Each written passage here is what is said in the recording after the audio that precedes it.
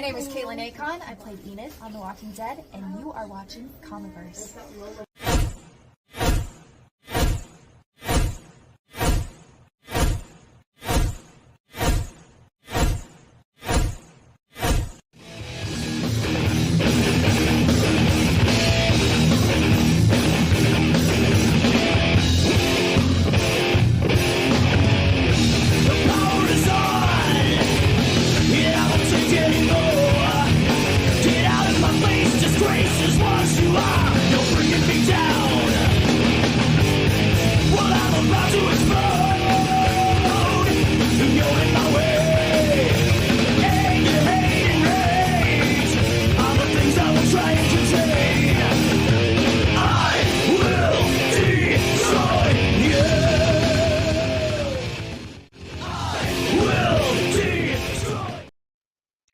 What's going on, everybody? Welcome back into the Comiverse. We got a special episode today, hanging out with some absolute legends, if Durs will permit me to say that.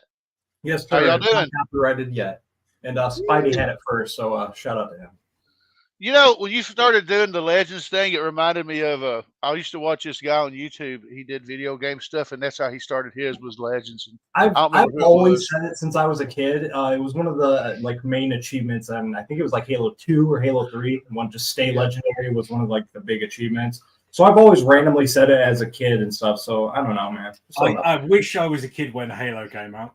Yeah, I was 12. I was 12 when it came out. What year did it come out? 2012 or no, 2002. I was 12. I was very well married, and my daughter was born. So me too. My son was too at then. Well, I know I got some stuff to show off later. We'll be talking about the Super Nintendo, what we loved and what we didn't like. Before we do all that, we're going to go through the chat real quick. Of course, I said welcome to the show. Hey, Durs has got a link. You can hit the pin link. Hey, Durs. We're crossing the streams. Las Cruces says hello from Mexico. Hey, James. We got Simple Simon. How you doing, sir? Hey, Simon. Links are working. Joe 47771. Hey, Joey Bags. And then we got I'm trying to just scroll through here, and we got my brother Timothy Williams. What's going on, Comic Comrades? How you doing? Hey. And Comic Rich says he'll be on shortly. Rich. Hey, Rich. KBDM, how you doing, sir? And for now, that's the chat. So, guys, how's your weekend, or how's your week been? My girlfriend has COVID. That's my week. Ooh. Yeah, I was all excited for today. I requested off work. You know, I haven't had a Saturday off since the beginning or the end of November. And then my girlfriend tested positive for COVID. So I've been off Thursday, Friday, today, and tomorrow, and then I go back to work. I've been keeping my distance, no symptoms. She's just been kind of sick or whatever. But yeah, for the past 3 days, she's been sleeping on the couch. I've been sleeping upstairs, and I'm ready to go back to work, man. House crazy. I'm negative, so that's where I'm at. How you doing, Chop? Chop. Chop. Hey, Chop. I'm going to compete with Durs. Tuesday, I had off to take my mother in for an angiogram. Guess what? They decided to keep her for 48 hours. So that was just magical. She came home Thursday night. It's the same pain in my ass she's always been. I love her. I have to cherish every moment I have left with her. But hey, exactly. She went to work today, and I went to a comic book signing, and now she's upstairs watching the Univision news. So, it's all right. She went to work. That is amazing. I love her. Tell her I said good job. Yeah. Also, don't do that. Also, I'm like, you're 82, and they told you we're a little worried about all the plaquage we found with this angiogram. And she's like, I'm just gonna see a couple of clients, and I need to get some money. I ain't worried about no plaquage. Yeah. I'll just be happy to hit 82. So shout out to your mom, bro. Yeah, she's awesome. Right. Real legend. Listen, she is awesome. She is truly legendary. And my niece the other day ran into somebody who recognized my niece just because of my mom. And she's just, and you know, my niece works at this local fancy grocery store. And she's like, oh my God, I forgot that my grandmother is Newburgh royalty. And I was like, yo, this is the best thing I've heard. Nice. Cool. Well, I'm gonna go ahead and talk about something I'll be talking about till March 23rd. So we're gonna roll that. I can't compete with either of you. However, in the last hour or so, I looked through my animation cells and I found out that I have something called vinegar syndrome. What that means is it's essentially the animation cells are degrading and will need to be thrown out. That's terrible. It's a nightmare situation because it's contagious. So it could have infected all the other animation cells that are with it, let alone everything else that's made of plastic. Bro, send those to Jerry. See if he can work with them or something. I don't know. Honestly, the ones that are definitely going, I'm just going to bin because like I don't want to risk them on everything else. But like it's bad. Crazy. I've never heard of that. Is that only with animation cells, or it's to do with plastic and film? Like you get it in film as well. That's why the production company Vinegar Syndrome has the name Vinegar Syndrome because they do restorations on old film stock, which often has vinegar syndrome. But essentially what it is animation cells a bit of plastic that they never intended to keep over time. So I've got a He-Man one sat over there that's now stinks of vinegar and is starting to warp all over the shop. Wow. Yeah, I've never heard that. That's wild. By the way, over time, it can cause humans contact burns and irritation to your nose and lungs. Yeah, it's bad. It's real bad. Like, I need to get rid of them ASAP. Like, that sucks, dude. I'm sorry to hear that. But there's a library in Canada that had to rescue their film archives. I'm trying to see what it looks like. It looks like they scanned all of their film archives because they knew time was running out.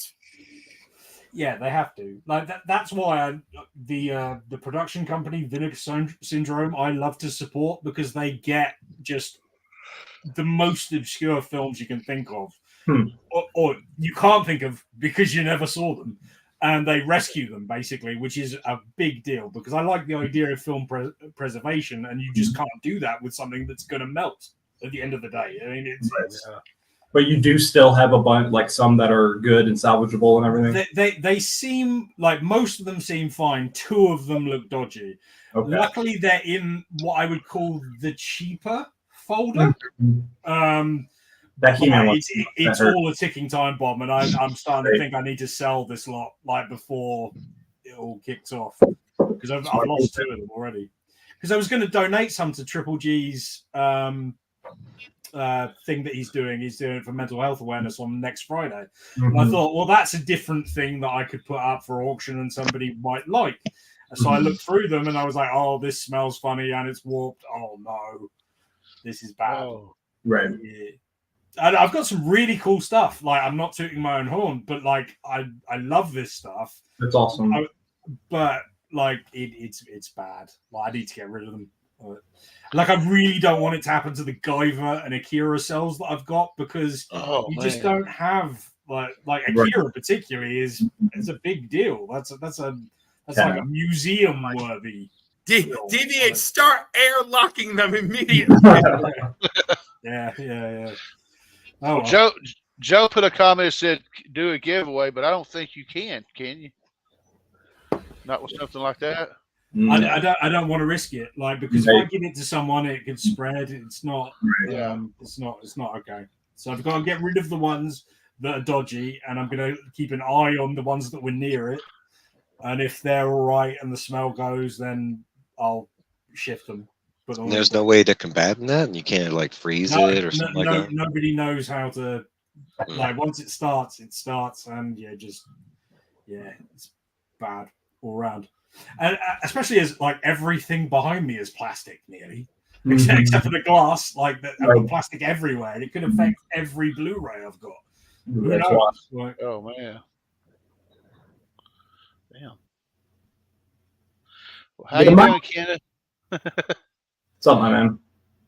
All right, so I'm going to talk about the Colossal giveaway extravaganza on March 23rd, and I got the little bit that DVH did. I'm going to plug this thing until we do it. So here we go.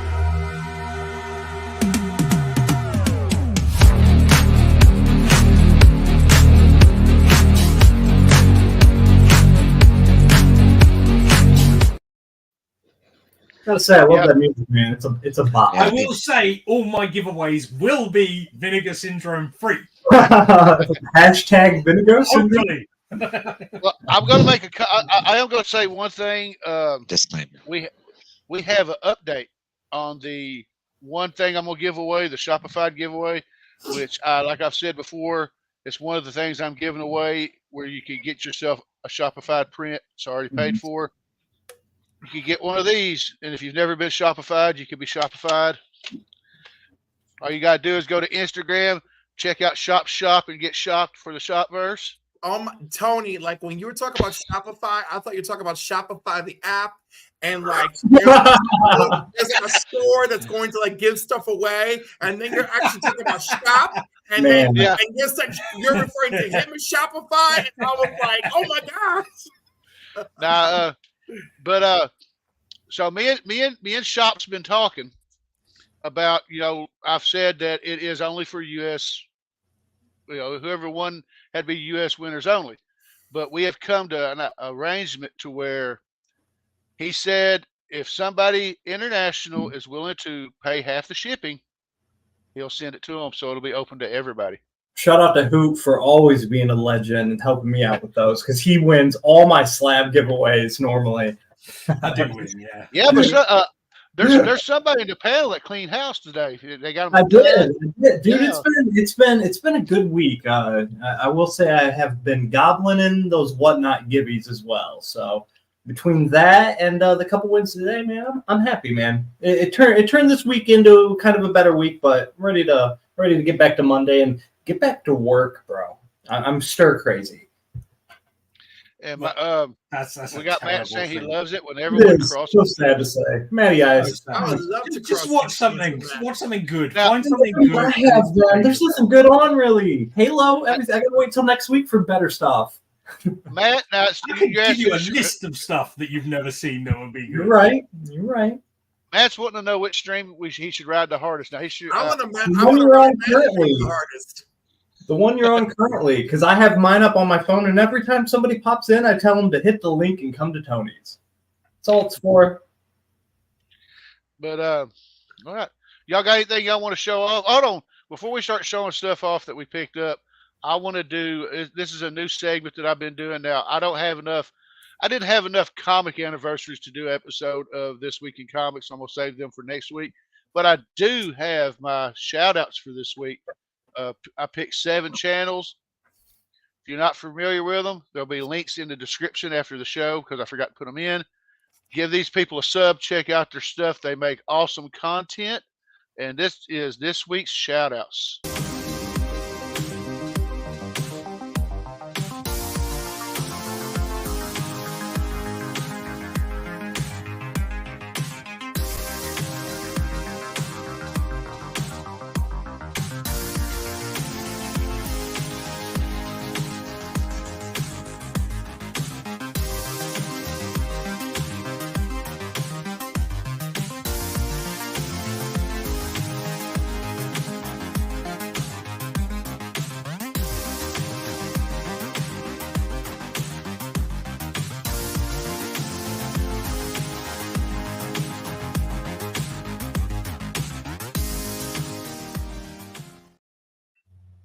Like I said, just check out their stuff. Give them a shout out.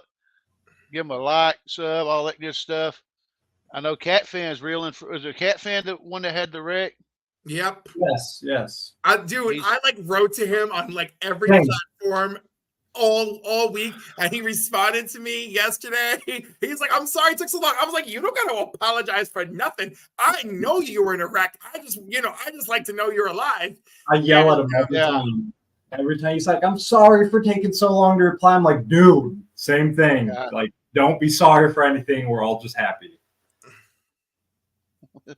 Yeah, he does. He could. He is traveling the country. Yep. And I threw Bueller and Everything Comics, Bullseye Bob, and Mike Spider Slayer in there because, like I said, when I came back into the hobby and started watching YouTube, they were some of the first channels I found and inspired me on my little road here. So I figured I'd give them a shout out. Bigger channels need love too. Like they get forgotten quite often. Like I mean, people legitimately get left out because people have the perception that they won't do stuff because they're bigger. Like so they're still grinding and putting in just as much work as everybody else. Now, is it John's Comic with Kids is the one that's doing the mystery boxes for Jen? Yeah. Yes. Okay. Sorry, go ahead. Oh, go ahead, Cliff. No, you go ahead. No, please. If it's about Jen, go ahead. I was afraid I was going to get it wrong, but I believe if you go to John's Instagram and get or something, you go to Jen's GoFundMe and donate at least $50 and then show John that you donated. They'll put you on a wheel to draw for. He's got some comic prizes that he's giving away. It's got to be $50. $50 and up. Yeah. Yes. But he's got a fantastic prize wheel for that. Why aren't you guys watching NASCAR? Not for me. I haven't watched NASCAR until there's an all new super sexy Italian race car driver in NASCAR. I'm out. I enjoyed the last one. I supported him. Now he's kind of in the background. NASCAR is the one where they go around in an oval, right? Yes. Yeah. Yes. Okay. Or the is the one where they're all over the place. In the middle. It looks like a rubber band. They start at that end. They just I had a conversation about that on Mad Spidey's stream last week, and I feel like I expressed the fact that I don't understand it very well there. So have a look at that. Yeah. I was going to say I haven't watched NASCAR since Dale died. Oh, never. But also, I just don't watch it at all because I'm not a Need for Speed head, so I was just like, I like sports ball. That's what I stick with. I like sports ball. I told you all I could care less about sports unless it's the New York Giants, and then all of a sudden, I have to call upon the spirit of my ancestors. Cliff literally becomes a super pro. It's insane. Which sports ball is the Giants? New York, American football. The Superlist ball, my technically rivals, because I'm a Philly fan, but my personal rival is the Dallas Cowboys. Oh my God! When I was young, my brother loved the Cowboys. My father, always repping the Giants, and my father was so mad that my brother just suddenly became a Dallas Cowboys fan. That's why I'm an Eagles fan, because I was a Cowboys. My mom bought me an Emmitt Smith jersey when I was like 4 or 5. And then when I realized what football was when I was like 6 or 7, I realized I hated the Cowboys. So who hates the Cowboys? The Eagles. Bam, been an Eagles fan for life. I just... And also, you know what's really funny is that I have an irrational dislike of the Patriots. It's hilarious. Yes. Look for Heroes Con for all the multiple hot dogs. Yeah. Now I will agree with KBDM to watch a NASCAR race in person is cool. I think that might be cool. Just loud, and just to watch all the drunk Americans. Most live sporting events I've been to, except baseball, have been fun live. To be fair, to baseball, I was only about 11, 10, so therefore I wasn't binge drinking when it was on. So I it might have been better had I been able to drink. Baseball. I agree. Baseball. I've been to a lot of baseball games, and it's tough to watch, especially if both teams aren't doing anything. It could go 4, 5, 6 innings, and nobody's scoring, nobody's doing anything, and it's just a snooze fest. Any kind of motorsport, it's a different kind of stadium event. But I'll tell you, the worst thing about it is you're just gonna sit there in silence because you can't hear nothing. Yeah, the roar of the NASCAR, bro. I went to Daytona, Man, you talk about one of the worst experiences. You just sit there and you can't hear nothing. And you just stare at at least with monster trucks, like you get stuff getting crushed and they do like fan engagement, but still like the whole time you're in like headphones, you can't hear nothing. Yeah. I do have a soft spot for monster trucks though. That's Monster trucks I can get behind because at least they're crunches, they're not racing. They're just like doing stuff. Yeah. They bring out car robots and they're crunching other cars. Robots and breathe fire and stuff. Transformers. So I'm about it. What's going on, Perry Comics? John, I gave you your shout out earlier. I hope you caught it. We talked a little bit about what you got going on with Jen. Marlboro Matt. Why the hell? I like the way you paused there, like you expected him to answer. that was great. Maybe he will.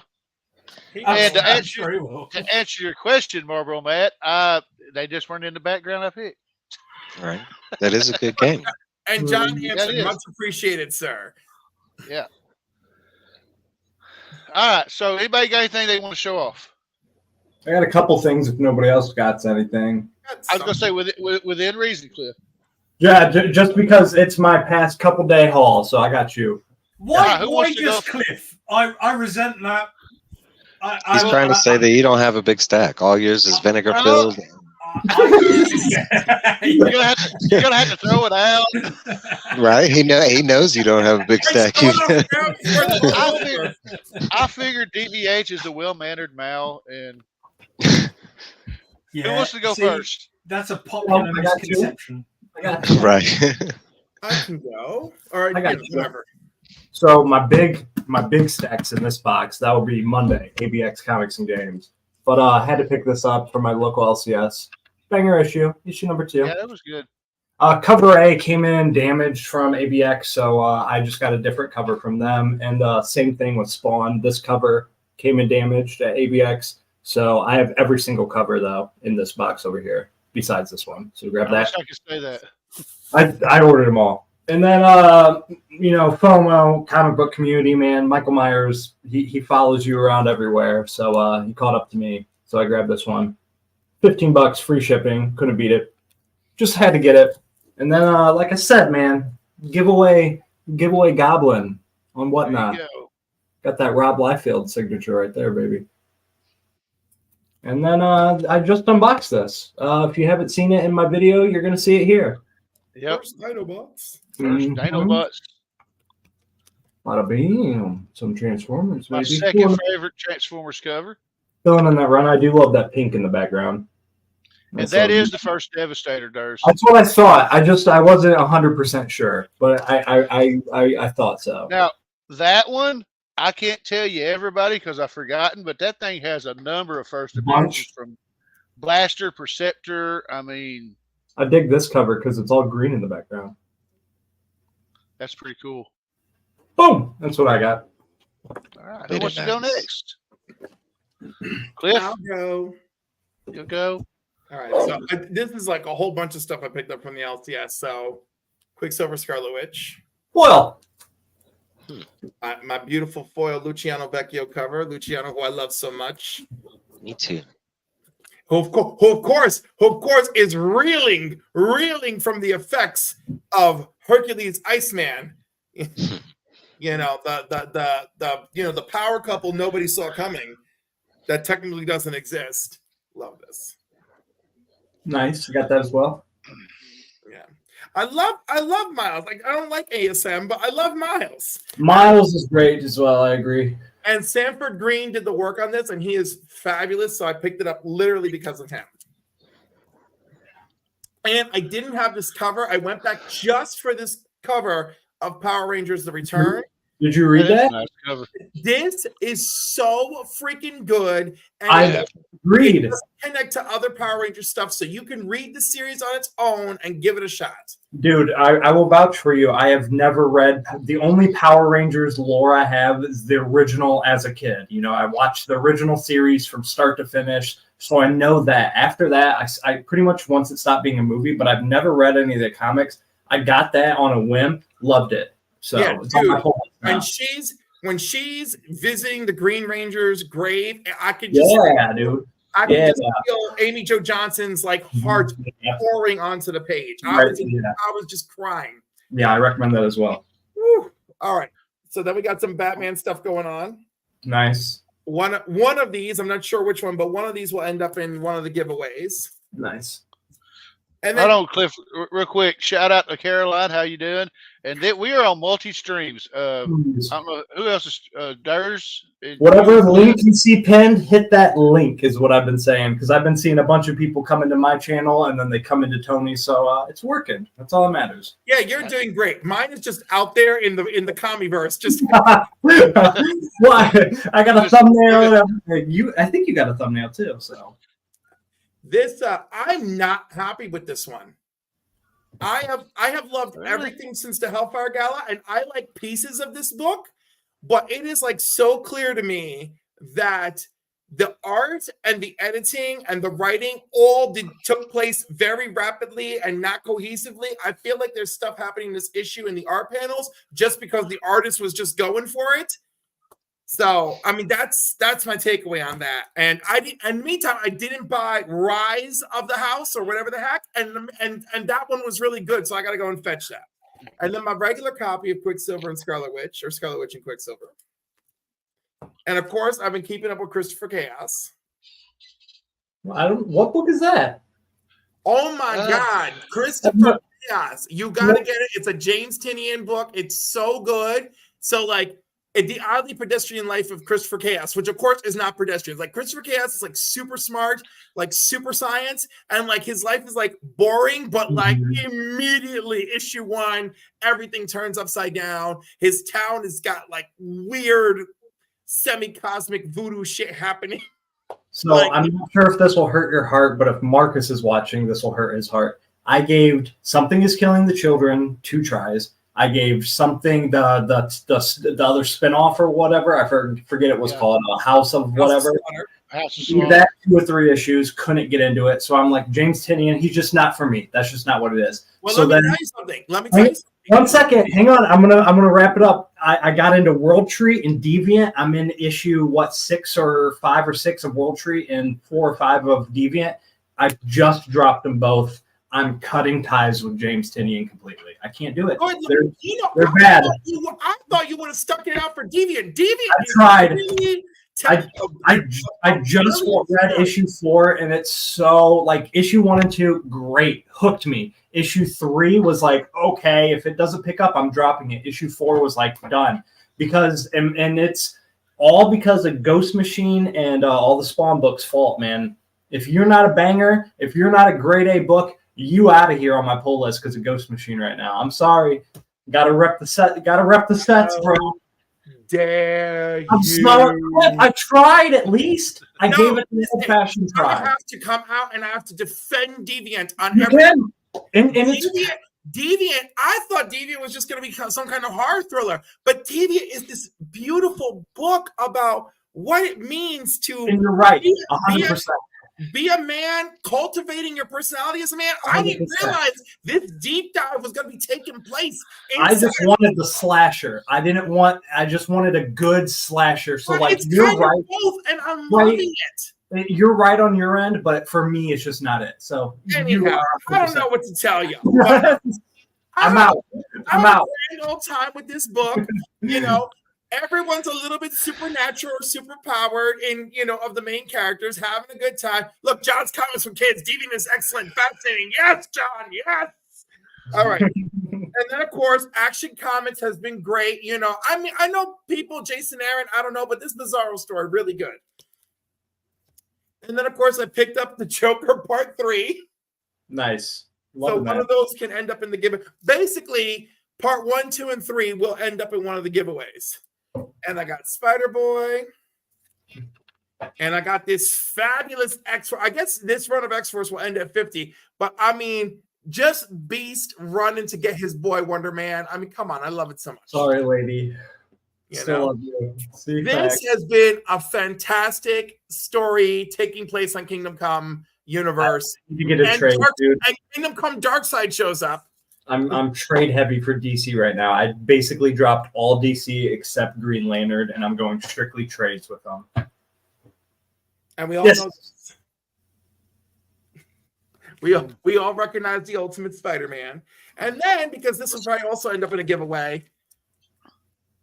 Nice. That one pops. Oh yeah. That one pops real good.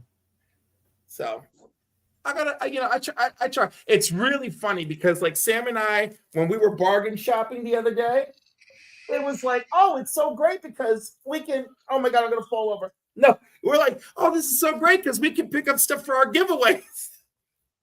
Like, I'm trying to buy stuff for myself. I'm looking for Defenders issues, and I found some, but mostly it's like, this would be great for a giveaway. This would be great for a giveaway.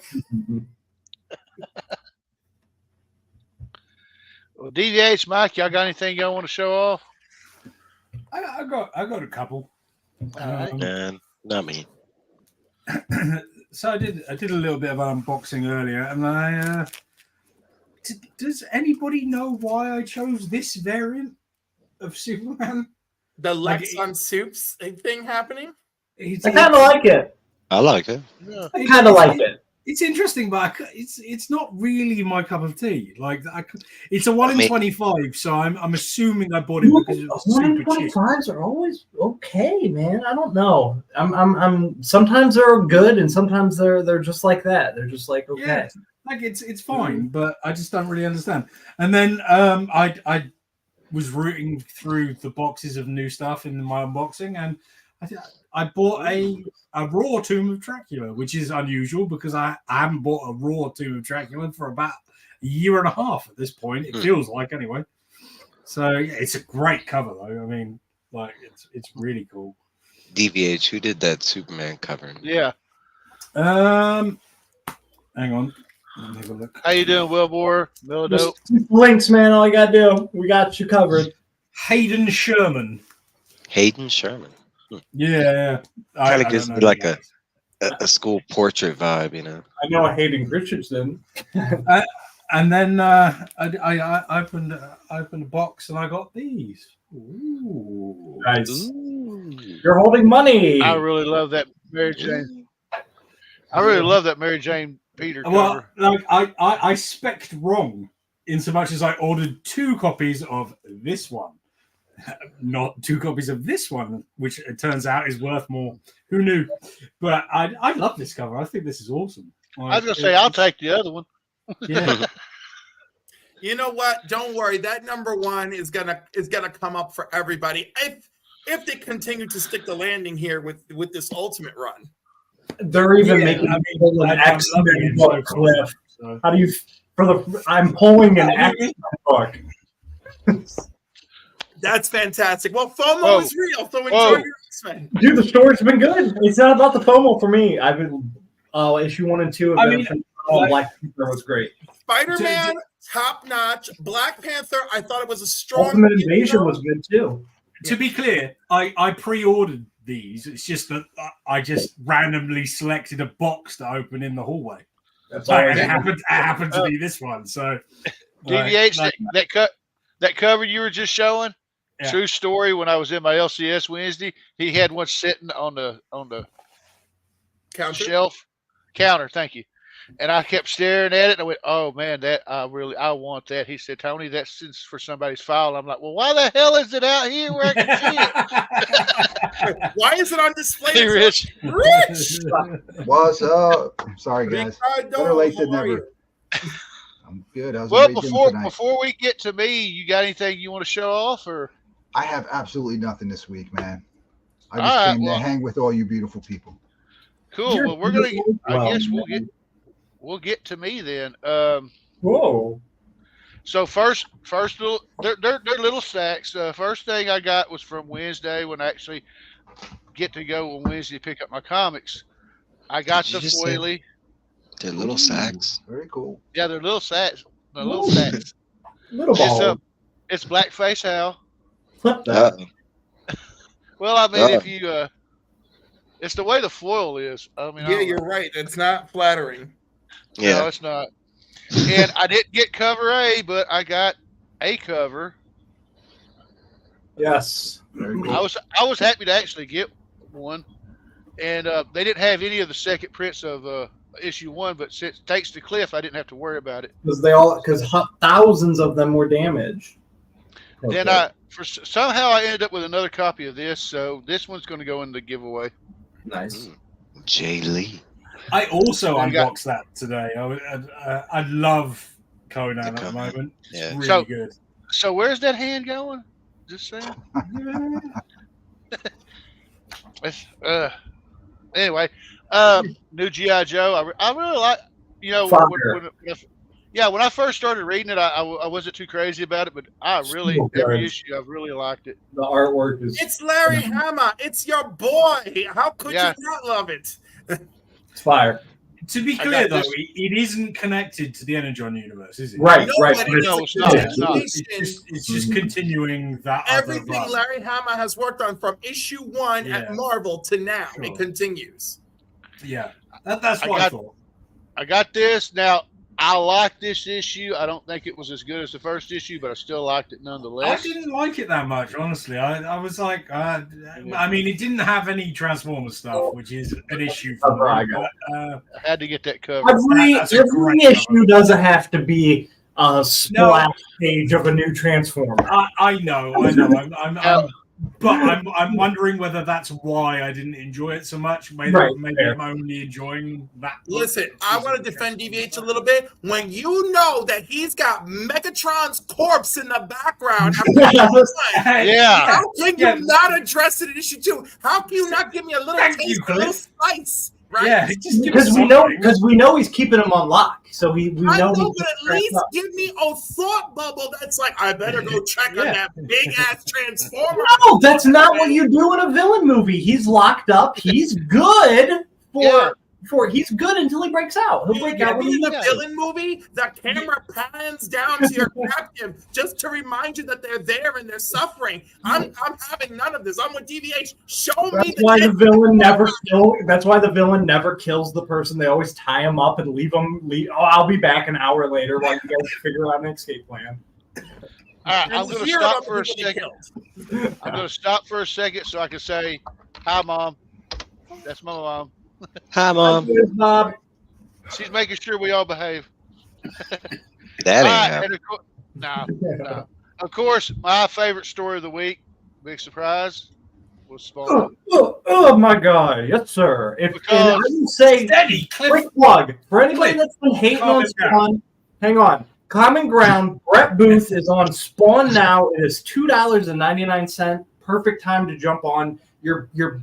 Just if you look at the book and don't even read it, you get your money's worth, man. So jump on. I love Brett Booth, so I didn't even have to tell you. By the way, the only thing I didn't show you guys was my copies of Spawn 350. There's some there. Yes, to be fair, I also got 350, and I've read it already. These are the only ones I felt, because when I went to my LCS, the goal was to get as many as they had. This is all they had. I pre-ordered all 6. I was like, I even got the black and white, baby. I just went with the McFarlane one. I like McFarlane and it's Spawn, so I figured give me the McFarlane. Mm-hmm. So the last one I picked up Wednesday was a back issue. Yes. My God. I need issue 3 and issue 5 to have the first 10 issues again. Nice. Now, yesterday I went extra 5. Yesterday I went flea market hunting. What'd you say, Rich? I might have an extra 5. Is that the homage cover where he's like squatting? No, this is Billy Kincaid. Billy, 5. All right.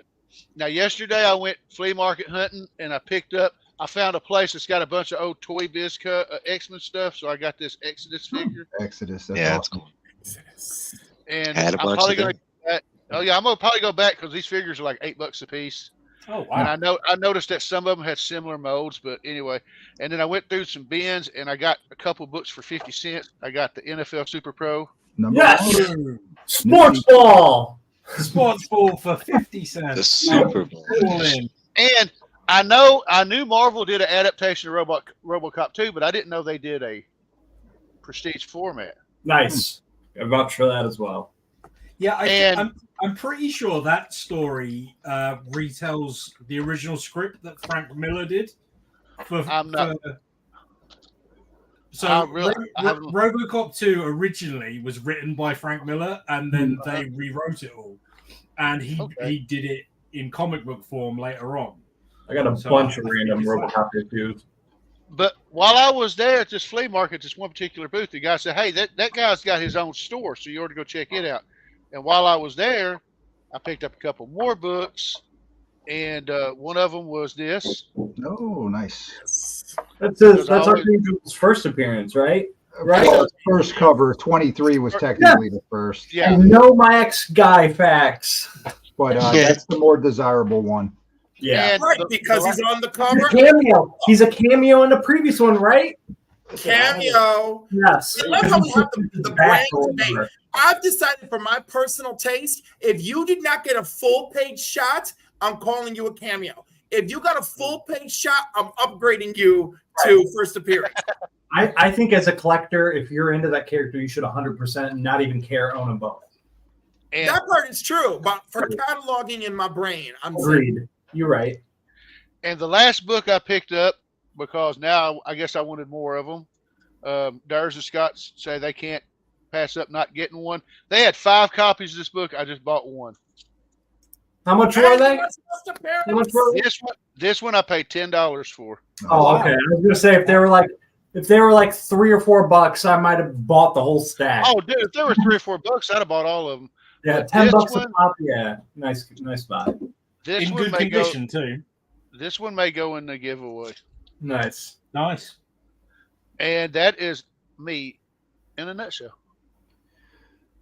Did you guys talk about the N64, the Super Nintendo yet? Or did I miss that? No, Good. Yeah, we're just all over the place. We're building up to it. That one doesn't count. That's not the. That one doesn't count. No, look. I don't have a real Super Nintendo. I've got this little mini.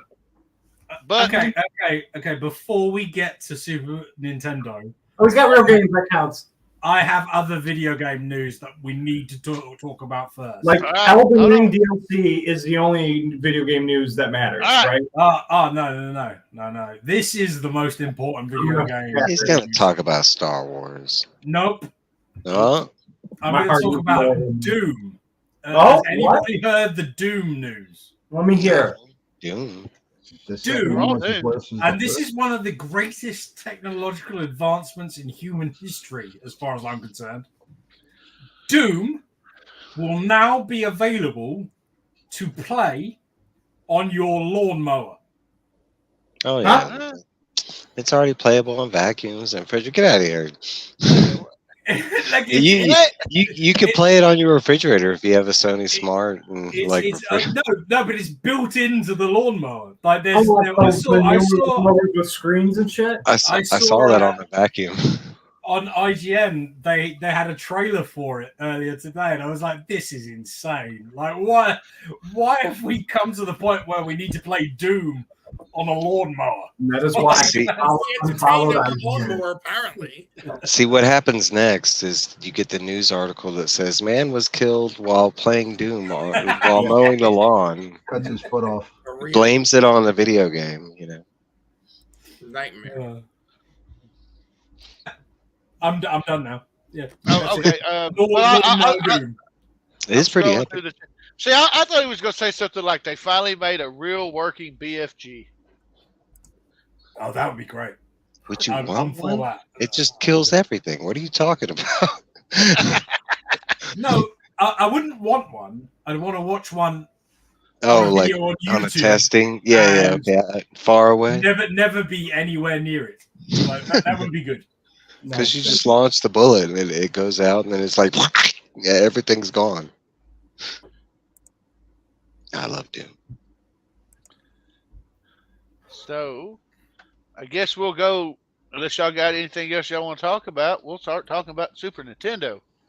So how should we begin this discussion? What are some of your favorite games? Okay, let's start it like this.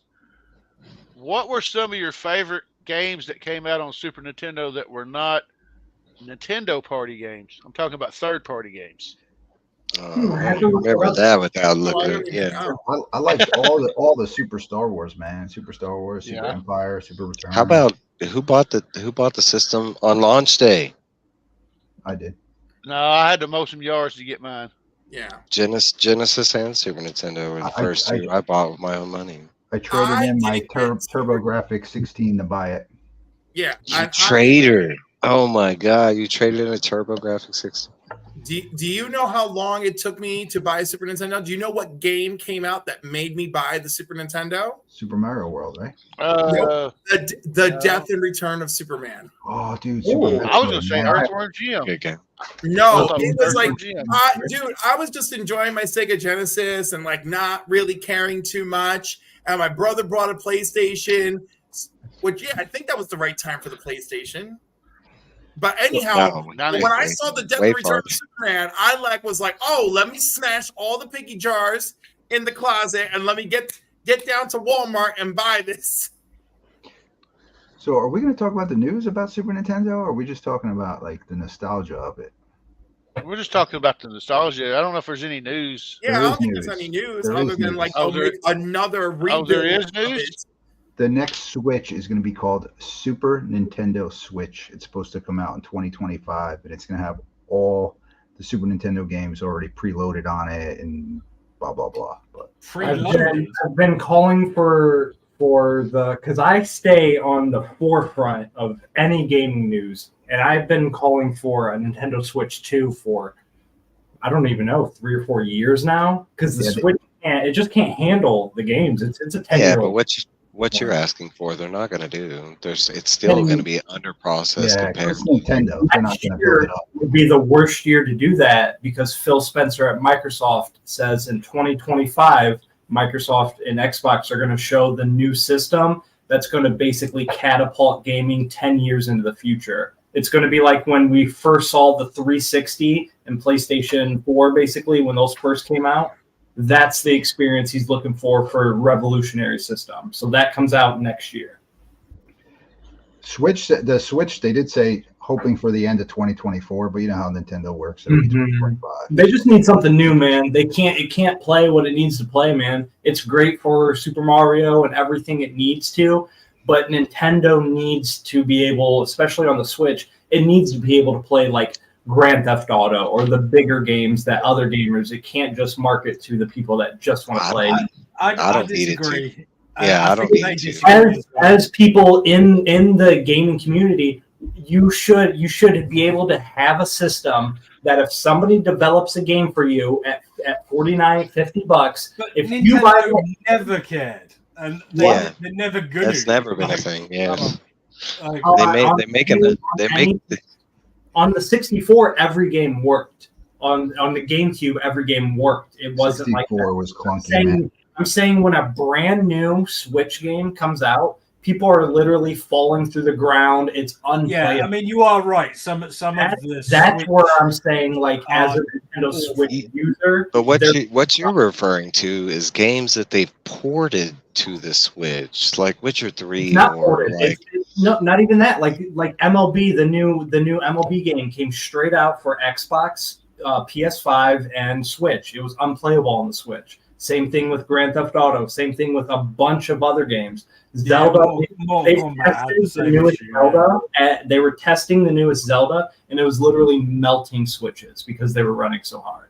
So, like, the new Zelda's done, but it can't come out to the public because the new Switch doesn't exist. So the OLED doesn't count. The OLED does not count. It needs to be. We just got a new Zelda. Yeah, it was Tears of the Kingdom. Was it?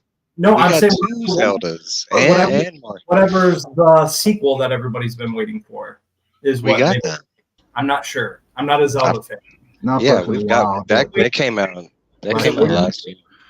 You're not a Zelda fan. That's hurting your game. No, dude. I played Zelda on the 64 and all that, and it's just not cool, dude. It's a boring game, man. I beat them all, but it's a boring game. I'm sorry. And I'm the difference here. The difference on Switch is the games that work on the Switch are the games that are made for the Switch, like Splatoon or Zelda or Tears of the Kingdom. have to divide your fan base and to be like, oh, yeah, Breath of the Wild. Every platform does that. Every platform has their I agree franchise. in principle, but Nintendo don't agree. They don't care, and they never have. Like, it's so then, Yeah. and why are you putting money into a company that doesn't care? I just think it's a different fan base. It's the I understand that, but I still buy Marvel and DC every week. I don't know. But gamers are a different breed, man. We're savage. Like, I know how Nintendo fans feel. I know how Nintendo users feel, and the same thing with Mike. They're awesome. They love their Mario games, but at the same time, they wish they could play other games because that's what they want to play on. They want to play. I played through every Zelda game, beat them all. But it's just the fact that they want to be able to own a Switch. That's what they're comfortable on. Like, I wish I could play God of War, but I can't because I don't own a PlayStation. And I'm only going to buy a PlayStation to play the superhero games, like that.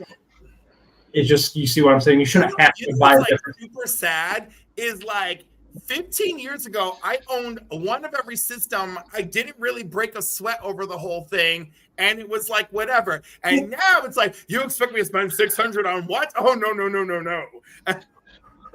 Like, nowadays, most things are just cross-platform anyway. So. Mm-hmm. And at least I think that's the thing. Nintendo will always resist the idea of cross-platform for their own. And that's fine. Mm-hmm. And that's fine. Just update their system. It's literally the Nintendo Switch is literally a retro system. From their perspective, because they put out their own content primarily, they just don't care enough to do that. And then at some point, it's going to kill them. Their players will stop playing. Maybe it's going to be like the PS4 users. If you still have a PS4, they're not making new games for the PS4. Yeah. So at some point, they'll stop making new games for the Switch unless a new new Switch comes out. Oh, sure. They're definitely going to release another. Yeah, they get outdated. Yeah. Mm-hmm. Yeah. So because I would love. I had a Switch, but I've had a Switch twice and sold it both times because I just didn't play it enough. But I would love to have a good portable gaming system like a Switch that's just a newer system. That's all. But their unique selling point, I guess, is that you can only get their games on their console, and they don't care whether you want to play, I don't know, Halo on it. They just don't care. It doesn't make any difference. Well, but I think the average fan wants more like MMO style, multiplayer games, and the Switch just can't handle it. Right. I'm surprised it handles Fortnite. I also want to say and remind people that the GameCube, the Wii, GameCube was fire. And this awesome. One, they're all innovative and still more Nintendo focused every time. I mean, I don't know about anyone's experience with games they can't play on the Switch, right? Here's the thing. I do know that certain games that I owned were a little bit lesser on the GameCube, but I didn't care because I was having. GameCube had a more wider range of like shooters and blah blah blah, sports games and everything that you could play, and it wasn't just like, play Mario Sunshine or nothing else. And I agree with you. There's that the GameCube was built to compete with what was out during that. That was a PS2, and that was the original Xbox. Mm-hmm. Now it's obsolete, and Switch has only stepped up this much since then. Right. So. Have y'all ever looked at sales for all the systems based on the releases that came out? Nintendo has never been out on top. The only time they were was during the Nintendo era, and that's it. Mm-hmm. But do you know why Nintendo is still a huge company and they're still putting out games today? Because they're not worried about competing with the other two. They have enough franchise game. I mean, you're talking about like you can't name like more than 5 huge franchises on Xbox and PS until certain points in their career. It's different with Nintendo. They started right off the bat with huge franchise games that have been going on since then. But look at their sales real quick. Look at their sales. When you go into a game store, Nintendo has a contract with retailers, with GameStop, with anything. It doesn't matter how old your game is. Certain games can never go under like $40. So a game could be 7 or 8 years old, and you're still paying almost brand new prices at used game stores. That's why Nintendo makes so much more money, because you can go to Xbox, and if a game's 2 or 3 years old, you're getting it for $5 or $10. Xbox doesn't care. They're making new games. Same thing with PlayStation. But like Nintendo, their games are always going to be not even just a retro reselling thing. It could just be at a retailer. If it's sealed, that's called a standard of a good company. Look at Disney, greed, look at or Marvel, greed. look at that. No, that's a standard of a good company. If you have a good company, their stuff is going to be expensive, long-term value. I do agree in principle with you, Durs. I just don't think that they care about it. Like it's no, they don't. They never have. And at some point, I mean, you brought up the GameCube, and the GameCube is actually one of the systems that had less like of a category for more adults to play. It had like the least first-person shooters. It only has like 2 successful horror games on it. It was the one that was campaigned for kids. But it was across the board, like Rich said. It was built to compete. There's a difference. There's a total difference, and especially in the day and age we live in, and with what Microsoft is doing next year, and what whilst we're talking GameCube, I have to shout out Metal Gear Solid 1 on the GameCube, where they redid all the animatics and got the director of Versus and Godzilla Final Wars. Godzilla on GameCube. It's Star Wars Bounty Hunter, man. That game was awesome. We got our first Resident Evil remake was on GameCube. As much as I'm kind of enjoying this, we really left Super Nintendo way behind. Yeah, that's what I was thinking. Still on Nintendo. We're just working backwards. But that was not the point. We'll get I started it. Sorry about that. You guys knew I was in a ranty mood tonight because of WWE. I know, but I was waiting for it to come up out of Spawn, not from this.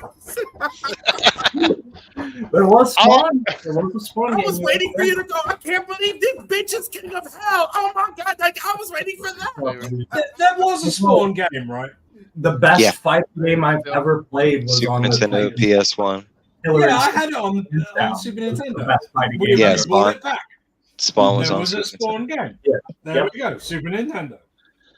And PS1. Yep. And Xbox. Did you guys have the gun for the Yoshi game? The gun? No. I never, like, I don't know how it was for you guys, but like, I never met anybody that had the gun. I did. I never met a guy that had so like at my dad's, I still have my 64. I still have tons of games. I still have the gun. I still have my Nintendo. I still have all the games. It's just in storage. But you were basically like, if you see the top little panel is like Mario riding Yoshi. You were on Yoshi on a set course on a road, and like you would shoot Goombas and stuff as you rode around them. It barely worked. I don't remember that one. Yeah, it was dope. I can't remember what it's called. Yoshi's something, but it came with the gun. Yeah, Mario RPG was fire. Yeah, it's a big gun with like a little. I remember the gun. I don't remember the game. The bazooka. It looks like a bazooka. They call it like the light something. I can't remember. It was called the Super Scope 6. Yeah, there you go. And I want to say it dropped with like a robot game. Like why was it called the 6th one? Yoshi's Safari. Yoshi's Safari was the game. Mm-hmm. Oh yeah. Oh, Yoshi's. I forgot about that completely. I never played it. I thought about buying it when it came out, and I had a friend that bought it, and I went and played his, and I just didn't buy it. We didn't. Super Scope 6. Yeah, we didn't use it for long. I want to say it was like real gimmicky. We played it like when it first dropped, and then it just went to the closet and sat there. Hey, Caroline. But I mean, I played the hell out of some games: Super Mario World, Mario World 2, Lord. Star Fox, Donkey Kong Country, Donkey Kong Country 2 and 3, and Kirby games. And of course, I originally bought it for Superman, but then I would find these other games like the bargain bin games. So I was like, why wouldn't I want Super Mario RPG for $6.99? Sure. The Endo Nerd says he was the 1994 Blockbuster Video World Championship winner in Canada. Wow. He went to the World Finals in Fort Lauderdale. Wow. Wow, nice. We call him Master Blaster. Hell yeah. Me and my brother Earthworm did Jim. I loved Earthworm Jim. Earthworm Jim was great. But yeah, I was going to say, now talking about third party, I played Earthworm Jim, the Mortal Kombat with the sweat, the Street Fighters. I actually loved a game called Gemfire. My first, Gemfire? yeah, Doesn't ring a bell. Gemfire is like a strategy-based game. Now, if you're watching somebody play it, you're gonna be bored as hell. But you're basically it's this little island, and the story is these 6 gems get scattered out. That's magical, and you're basically taking over the whole continent through warfare, building up your armies and crops and stuff. You're gonna take over everybody to unite the island and blah blah blah. I mean, the plot made no sense, but to me the game was fun. But for me, the Super Nintendo was my introduction to Final Fantasy. I played Final Fantasy 2 or 4, whatever you want to call it, 3 or 6. Not a fan of Final Fantasy. I've tried it. And Chrono Trigger. Chrono Trigger was Chrono fun. Trigger. Secret of Mana, Breath of Fire. Mega Man X. I loved Mega Man X. Mega Man X. Super Mario RPG. I think Final Fantasy and Mega Man were the only 2 games I never really got behind. And then because I mean, you talk about your Nintendo franchises, and of course you had like I said, F-Zero, Super Metroid, Link to the Past. You know, Link to the Past. That was awesome too. Donkey Kong Country, Mario All Stars, Super Mario World, Super Mario All Stars. We got the Lost Levels. We got All Stars was my most played game besides Battletoads, I would say. Now, hey, everybody remembers Mario All Stars, but who remembers that they actually made a game for Ninja Gaiden, the Ninja Gaiden trilogy? Yeah, it had all 3 of them on there. Yeah, I did. And they brought it back. They brought them all back for. They were all on the original Xbox. Yep. And the one Batman game for the Super Nintendo that I had so much trouble with, and that was Adventures of Batman and Robin. I love that game. That's the first one, right? No, that's the animated one. I had the Batman Returns game on the stairs. That was that one was good. It was the awesome. The worst one for us was on Genesis, and that was Batman Forever. Was that the one? Was that the one in the Michael Keaton universe? Batman Forever? Yeah. No, yeah. It's Val Kilmer. You fight the Jokers and stuff like that? No, that'd be the Batman This one Returns. looks like Mortal Kombat. It looks and plays like Mortal Kombat, like the first Mortal Kombat, but it's a side scroller. The scrolling beat 'em up one would have been Batman Returns. And that was really fun. It was a cool game. Graphics. Batman games were good though. There were a lot of cool fighters, but one of my favorite fighters, it was not Street Fighter, it wasn't Killer Instinct or anything like that. I got a kick out of playing a game called Brutal. It's called Brutal. Yeah, Balls Brutal of was Fury. Oh yeah. I love that game. And like Rich said, Jack. all the Star Wars games were hard as hell. Yeah, Holy Jack shit. Fu. You had like Jack Brutal. Ooh, bro. You had Street Fighter, Mortal Kombat. You had Samurai Showdown. You had. Oh, I forgot to mention Zombie Ate My Neighbors. I love that game. I have that today. I have Kirby was fun. I wasn't a Mega Man kid. I was a Kirby kid. Super Bomber Man was. I'm not gonna. I don't mean to change gears, man, but they got to thinking of the fighter games. They need to make another Injustice, man. Yeah. Cool. Injustices were dope. I'm not I'm a gamer through and through. I'll put money on any game against anybody except fighting games. That is the one game that is my Achilles heel. I'm not very good at fighting games. They're fun though. Just gotta look up all the codes and know the character. Dude, I just can't. I get destroyed, man. I ain't gonna lie. As I say, I think Killer Instinct came with that music CD. Yeah, Killer. Yeah, I played that CD to death. I mean, we played. I remember getting that for Christmas, Killer Instinct. With the Yeah, they had same that. here. Set too. It was fire. And I remember you showing Lion King in the beginning, and I remember that being one of the hardest games of all time, bro. Dude, the Stampede still gives me PTSD. Oh, hard, dude. Because that was one of the games like Battletoads, man. You get to you ever lose your life, you'd have to start all over. But that game was very unforgiving because it was all jumping. You couldn't fight back or do anything. Now I'm going to mention another game. This is what, believe it or not, this was one of my favorite Disney games. It was a Mickey Mouse game for the Super Nintendo called I forgot. It was like Mickey Mouse and his Magical Quest or something. I forgot what. I usually Castle of Illusion. Well, Castle of Illusion was Was Sega, it a right? RPG game? Sega. Yeah, there was a Mickey Mouse game for Sega, but there was a different one for the Super Nintendo that I really liked. Super I don't Nintendo. I remember the remember they name. had like they on NES they had like the Disney like I forget what it was called, but it was like Disney Parks, and you played and it had like different areas of the parks and it had different like levels. But basically, this game, every level you had to fight some boss that was inspired by Pete. I mean, it was pretty good. I'm gonna Google it. I was an Aladdin kid when it came to Disney games. Aladdin, man. Magical Quest. Aladdin was all right. Magical Quest. That sounds Yeah. Yeah, the Magical Quest starring Mickey Mouse. That's what it was. Yeah. Yeah, no, I was an Aladdin kid as well, but Aladdin for me was on the Mega Drive, Super Yeah, Smash Genesis. Bros. which on the Mega Drive, if you know what it's really called. The Genesis. That's what.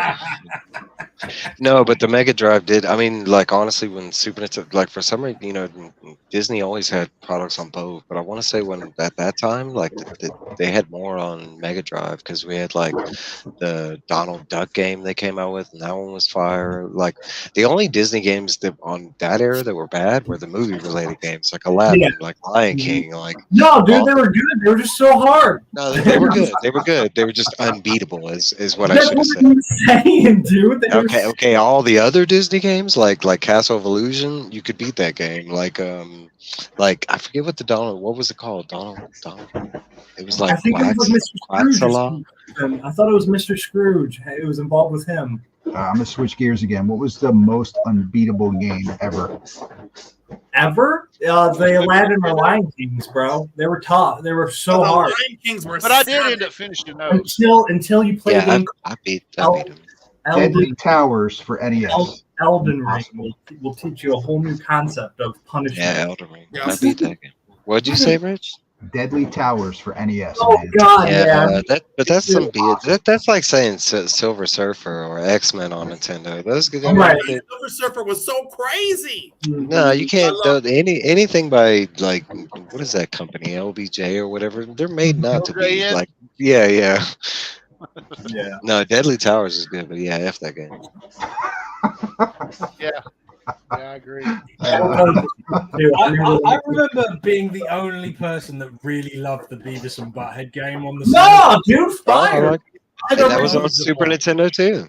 Fire. And, This game. and that was one of the few cases where like it wasn't exact port. There was a different version for Super Nintendo and a different version for the Right, Genesis. yeah, It wasn't just like It was Simpsons, like Bart's Treehouse of Horror. I remember playing that too. Yeah, I remember okay, that. like now that's a good Super Nintendo game right there. Is Bart's Nightmare? Bart's Yeah. who remembers Maybe, Bart?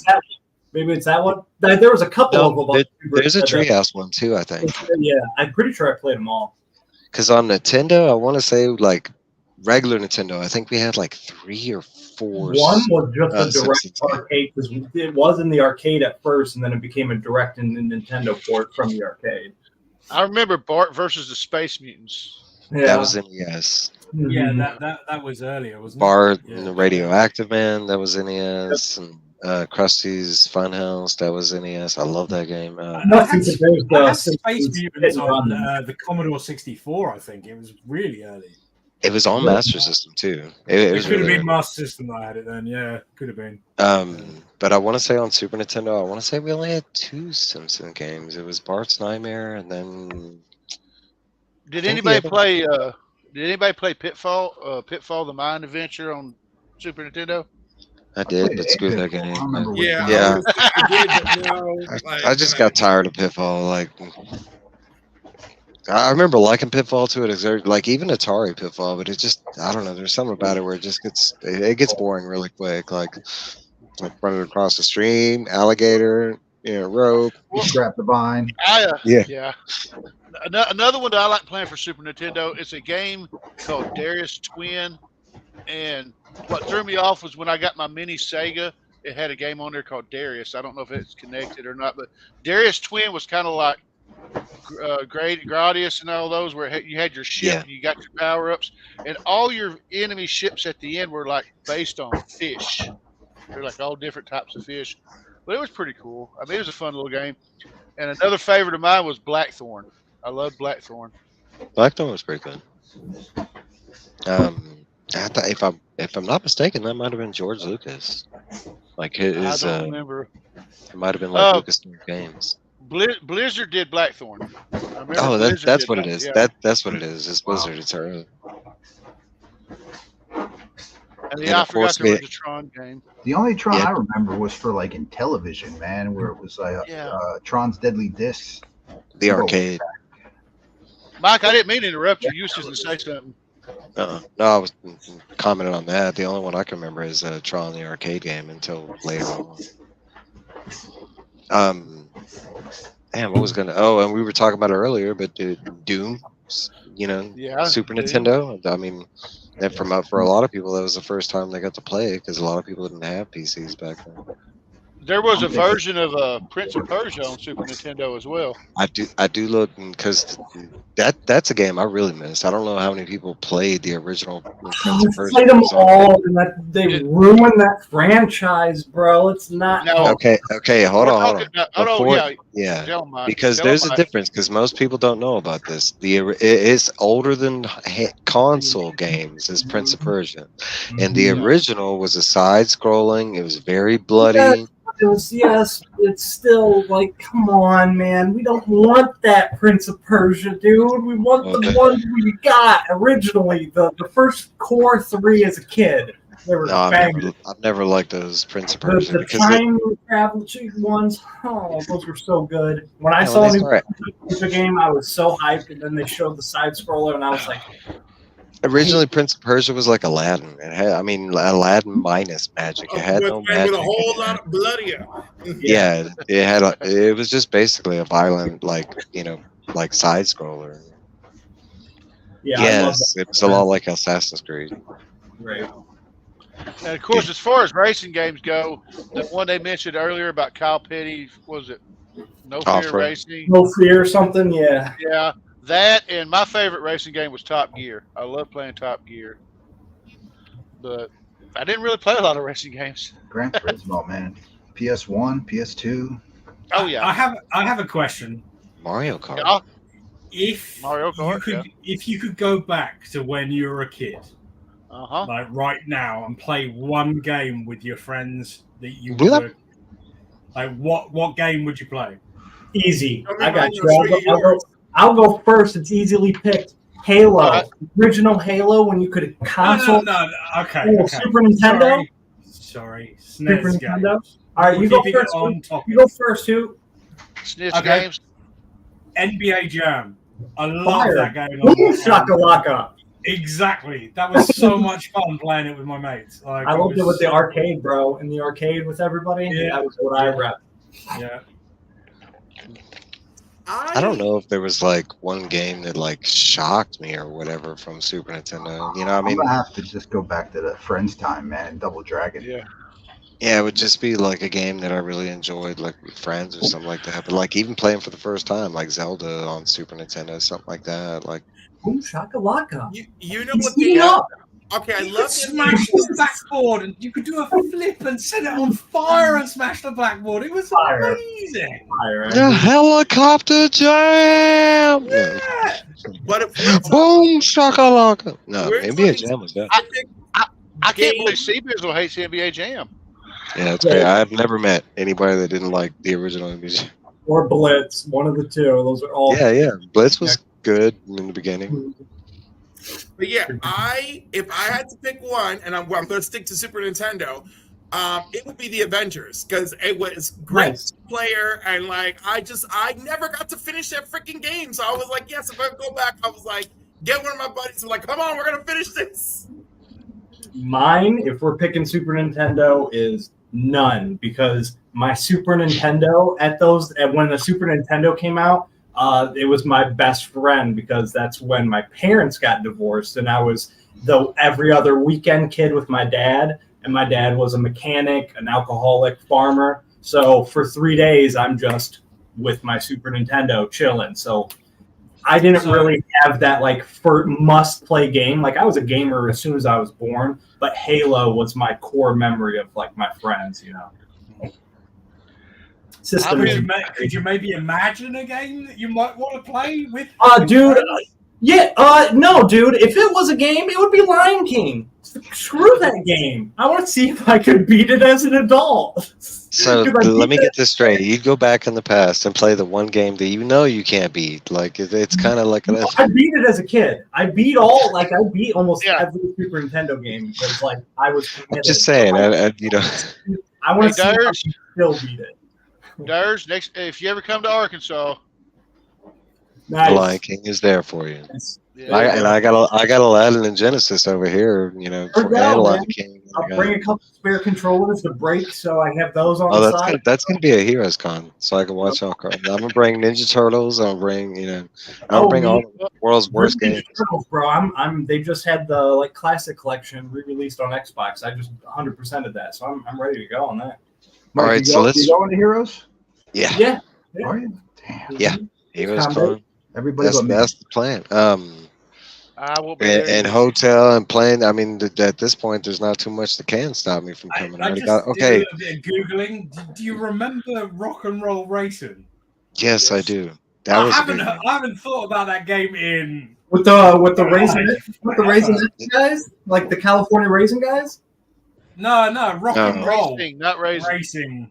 Oh, I remember there being a Super Nintendo with the California Raisins guy. You know what? There was. And they were trademark heavy during that day because we got like a Noids from Domino's Pizza game. We got like we got a McDonald's game on Nintendo. We got like Spot on Genesis. We got from 7-Up. There was a Fido Dido game. Oh, we got Pepsi Man on PS1. Pepsi Man, why? Never released. Cool Spot was interesting because Cool Spot was the mascot for 7-Up in the US, right? Mm-hmm. Yeah. So in the UK, not the same thing, but we still got Cool Spot as a game, which is a weird thing because we'd had a character called Fido Dido over here on 7-Up. And he had a game that was fully developed apparently, but never was released, which is a weird sort of bit of trivia for me. I was trying to think. We had a couple different like. I was sitting there going back to the question. If I was going to pick a game, it'd either be Turtles 4 or Mario Kart. I like both. Turtles 4 was a big one. It's quick to beat though. I mean, there's so many fun ones with friends. I mean, Mario Kart, F-Zero, or then you can go like Zombies Ate My Neighbor. I mean, because that was 2 players simultaneously. Like all the fighting games, Clay Fighter, Killer Instinct. I don't know how many hours. Clay Fighter, bro. Clay Fighter. Clay Fighter and seeing now Primal Rage. That unlocks another memory. Now, I was going to say, I don't want to lick Durs's Switch rage again, but one of my highlights this year was getting the Turtles collection for the Switch. I have that. Which one? Because there's 2. Shredder's Revenge. This is. I think Shredder's Revenge is just a completely different game, isn't it? Yeah, Shredder's Revenge is a game, and then they have like. Because I got the collection on the PS4. So the California collection is all the old ones that you can like pause time, fast forward, rewind, have unlimited saves, do whatever you want. And, I mean, why wouldn't you use a PS5 to play a game that came out? Shredder's Revenge is dope too. It's just on like the Game Boy as well. You can play Game Boy games on it, which is just insane. Right. So let me ask you a question. Have you ever went back and played a game that you were really good at back in the day and you just absolutely suck at now? Nope. Stay gamer, bro. Yeah. Damn, I'm the only one. Yeah, I'm a gamer. I could start Zelda right now and probably beat it in an hour. Get better with age. I mean, I tried to go back and play Mortal Kombat 2 for the Sega and got my ass handed to me. So I mean, if you haven't played actually, yeah, I'm gonna take that back. Madden. If I picked up Madden now, when I was good at it back in the day, I'd probably get spanked. I play nightly, bro. I'm in big time online leagues. Man, I'm a low key Madden goat. Like I don't brag or anything, but I am in the top few hundred in the world. So That's cool. There is a difference from going to new age games like modern Sports stuff ball, dude. to retro. Like, Oh man, the Endo Nerd just mentioned one. You know what we haven't mentioned? that was a Star launch title right there. Pilot Wings. Yeah, Star Pilot Fox Wings was massive. Cliff mentioned it, but yeah, You did. Maybe I wasn't here when you said that. I feel bad. I was what was his name? Flippy? Was that the frog? Flippy? Yeah. Flippy the bird. No, what was the frog? Frogger. Was that his name? The dude always complaining, man. Always thinking you're going to crash and die, yelling at you. In Star Fox. Oh, I forgot his name, but you're right. Slippy. Peppy. Was Slippy. Peppy? Yeah, Slippy. No, Slippy. Peppy was the bunny. I'm looking it up. What the hell are you talking about? I'm sorry. Star Fox characters. We're on Star Fox. Remember the frog was always howling. Hey, Dirk, I'm going to throw this out. Dirk says this doesn't count, but this has Star Fox 2 on it. Yep, the only way you can play unless you bootleg an emulator. Yeah. General Pepper. Forgot about that dude. Pigma Dangar. Do a barrel. Yeah, Shadow Wolf. Slippy the Toad, yeah, that dude. Slippy. Yeah, bro, hated that. Anybody remember Bob? Huh? Yeah, the Bobcat, like the side scroll. No. It was like a little blob that bounced around. That had little eyeballs. No. Okay. Well, Our Bob might have been different. We had like Bob the Bobcat. Yeah, no. I mean, I know what you're talking about, but this is different. This was a little like putty-ish. Yeah, it was funny. Did they make a punch up for Super Nintendo? Yeah. It's at the bottom right on the screen. It's like right down there. Well, I guess I ought to pay attention to my. I've just looked Called up, and it was called Super Funky Bob in the US. If that helps. And right over here in the left corner is Super Ghosts and Goblins, or Super Ghouls and Ghosts. That was a hard game too. Yeah, they're hard. Yeah, Ghosts and Goblins. But hey, my guys, I gotta roll out and I gotta eat something. So see you, Durs. Before you go, you want to whore yourself out for a second, or just, come hang out with me tomorrow. You know, bam, 6 p.m. Eastern Standard Time, Sunday sesh. We're gonna talk Borderlands, Halo, Elden Ring DLC. The good gaming news: Elden Ring DLC is trending to be the most watched video in a week on YouTube. So of all time on any video, it's like 10 million views. And fun fact: the original Elden Ring trailer is the most fastest viewed or most watched video for, I think it's in gaming in a week. So come hang out Sunday, watch my video today. Transformers, love you guys. Stay legendary. See you there. Bye guys. See you, man.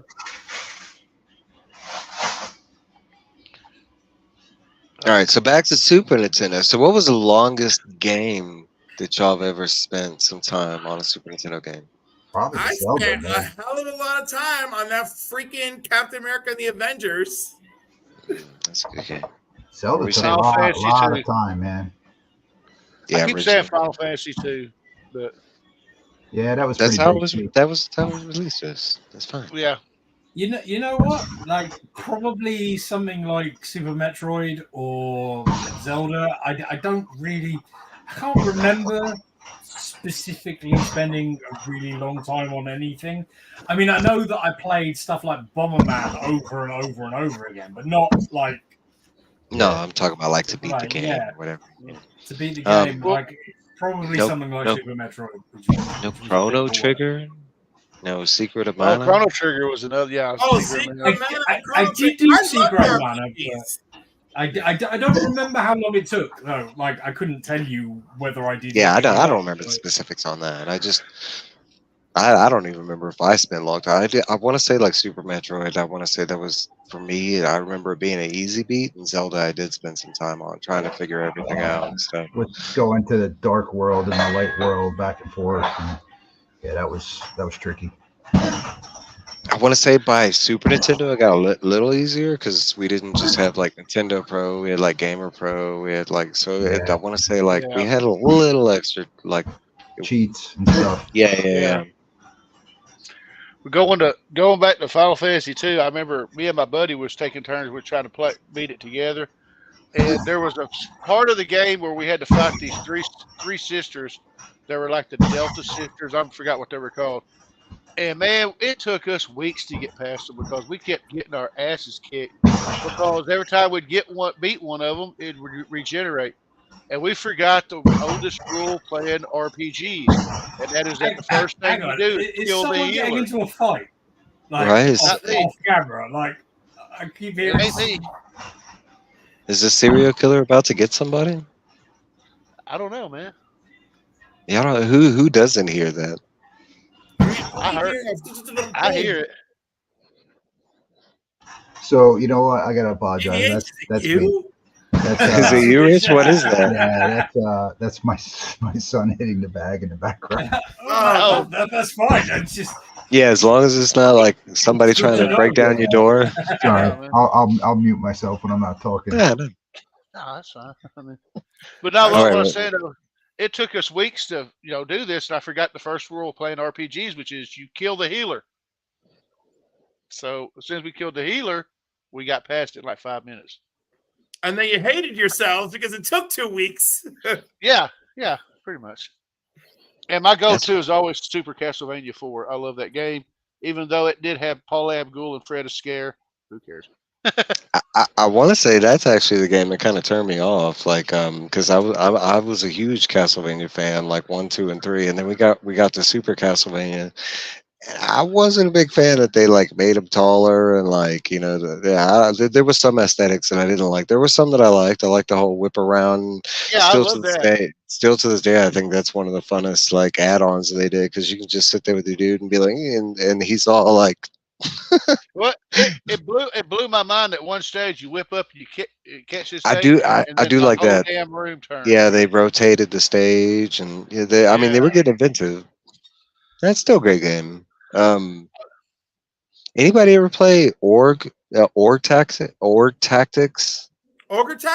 Yes. Ogre Battle? Yes. All of them on Super Nintendo, on Nintendo 64. I love it. On Super Nintendo, that's one of my favorite games, and my brother. And like, I can honestly say, I don't think I've ever beat that game because it's just a long, like, I don't know if y'all don't know what it is. It's basically you like start this game and you get tarot cards, and the tarot cards basically give you your fighters, and then they put you on a map that looks like the world, and it's kind of like a chess map. You move your characters this way, and they end up battling or whatever. When they go to battling, it looks like a traditional RPG and stuff, but like when you're on the map, you move around, you battle people.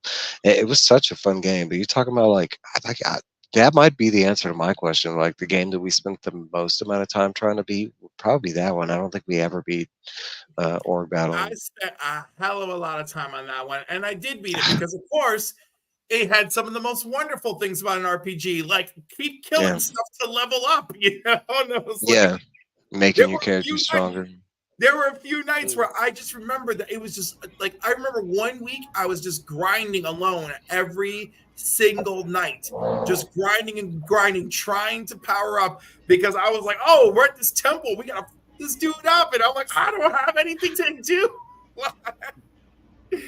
And then finally I walked in there, I'm like, yeah. Reef, I can't answer that for you, brother. If it was me, I'd keep it. But okay, I'm gonna mention another game. I love the movie so much. It's one of the few games for Super Nintendo that was based on a horror film. They actually made a Super Nintendo game based on Warlock, the second Warlock movie. I remember seeing that, but I never played it. I mean, I liked it. It wasn't the best game in the world, but I liked it. It's somewhat just called Warlock to Armageddon. What did it play like? Was it a side scroll? Or was it? It was a side scroller. And you were trying to get the gems like in the movie, the however many runes there were. But it was pretty decent. I mean, I liked it, but I mean, not too many people did. I think it got low reviews. But I can I could say like like a movie because they did do quite a bit of different. I mean, they did Page Master with Macaulay Culkin. We got that game. I There want to was say they did Bram Stoker's Dracula. yes, that was actually like, bro, I had the it was just a really hard and impossible game, and they came out with like different Draculas because it was on Sega CD and Genesis. But okay, so one of my favorite franchises is Aliens, right? So they Yeah. dropped like Alien 3 on Genesis and or Mega Drive and Super Nintendo, right? So Yeah. this the honestly, in my opinion, the Genesis version is a little better, and they went a little more adult with it. But the Super Nintendo version, I mean, like for an Alien game, because after that, most of the Alien games are kind of crap. You know, I mean, there was a big there was I want to say all the way up until like Xbox One with well, I always draw a blank at the damn Alien game. But I want to say that was one of the better ones that we got for a long time. Was from Super Nintendo and Genesis days. And Endo Nerd, I'm gonna say that Dracula X is freaking sick, and I love it. at that point in time, that was the closest to Rondo of Blood that we were gonna get. Yep. Okay, I've got a game in my head and it's driving me insane because I Legacy cannot of remember what Kain. it's called. Legacy of Kain, yes. That was a good one. What is it, DVH? Go DVH. I love this part. Like it's sort of top down, and they're little commando men that you have to lead around. Are you talking? Like top down, like Zelda, like Sort Bird's Eye, of. Yeah. but more like on a map. Sort of. Okay, It's and what do you do in the game? I'm trying to remember. I think you have to get them from X to Y, sort of thing. You have to move them all in like an army troop. Are you talking about Lemmings? Jackal? No, that was a Jeep. Okay. Yeah, You're that was talking about Nintendo. You're not talking about Lemmings, are you? No, No. I love Lemmings. No. I played the shit out of Lemmings. It's top down. So picture like the original GTA. Yeah, Top Bird's Eye down. View. Sort Yeah. of, and you're. I can picture what you're talking about too, and I can't think what the heck the name I of the game played was. it all the time around a friend's house. I need more can't remember details what because it's I can called. picture a bunch. The original Army Man game played like Run around that. with Yeah, a little I was thinking of gun. Army Man. No. Because I feel like was it it like a Capcom game. Yeah, it might well be. it sounds like the sequel to Bionic Commando because with Bionic Commando Maybe that's what you I'm had thinking that of. big map and then I'm gonna keep. I didn't know I'm gonna there. keep Wait, I Googling didn't know 'cause there I was need a to sequel know. to Bionic Commando. yeah, but it doesn't play the same as the first. It's more like they went more on the strategy side of it. It's kind of like what they did with the original Metal Gear Solid and Snake's Revenge on Nintendo. Because that's another a lot of people don't know. That's where it started. Not on PS1. It started on Nintendo. Endo Nerd, the Contra 3 game that come out, there were some stages where it had like a top view. It did. Yeah, Super Contra and I couldn't remember if Super C had it, but I knew Contra 3 had it.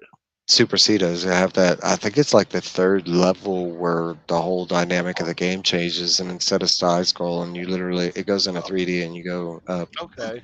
Up. But I Then may be there's getting that- them mixed up. It- there's that. Select start. There's that. Yeah. The Konami code. I love the Konami code. I use the shit out of that code. Oh man. And it worked on so many things. It did up until like I They want to switched say. it a little bit with Super C. They made it like something at the end changed a little bit, but it was similar. Well, okay, so after like I want to say it was 64, they started doing it. But if you kept using the Konami code over the years as it progressed, it got worse for you. Instead of giving you like 99 lives, now I'd like take away lives. We started the game with like -1. So if you die, that they were like at a certain point, it became like a trolling thing. There's one game I vaguely remember. If you put in the code, you got a random something. So either it was a boost or something terrible. But like if it was terrible, you reset the game and you did it again until you got something Yeah, good. that sounds like the later versions.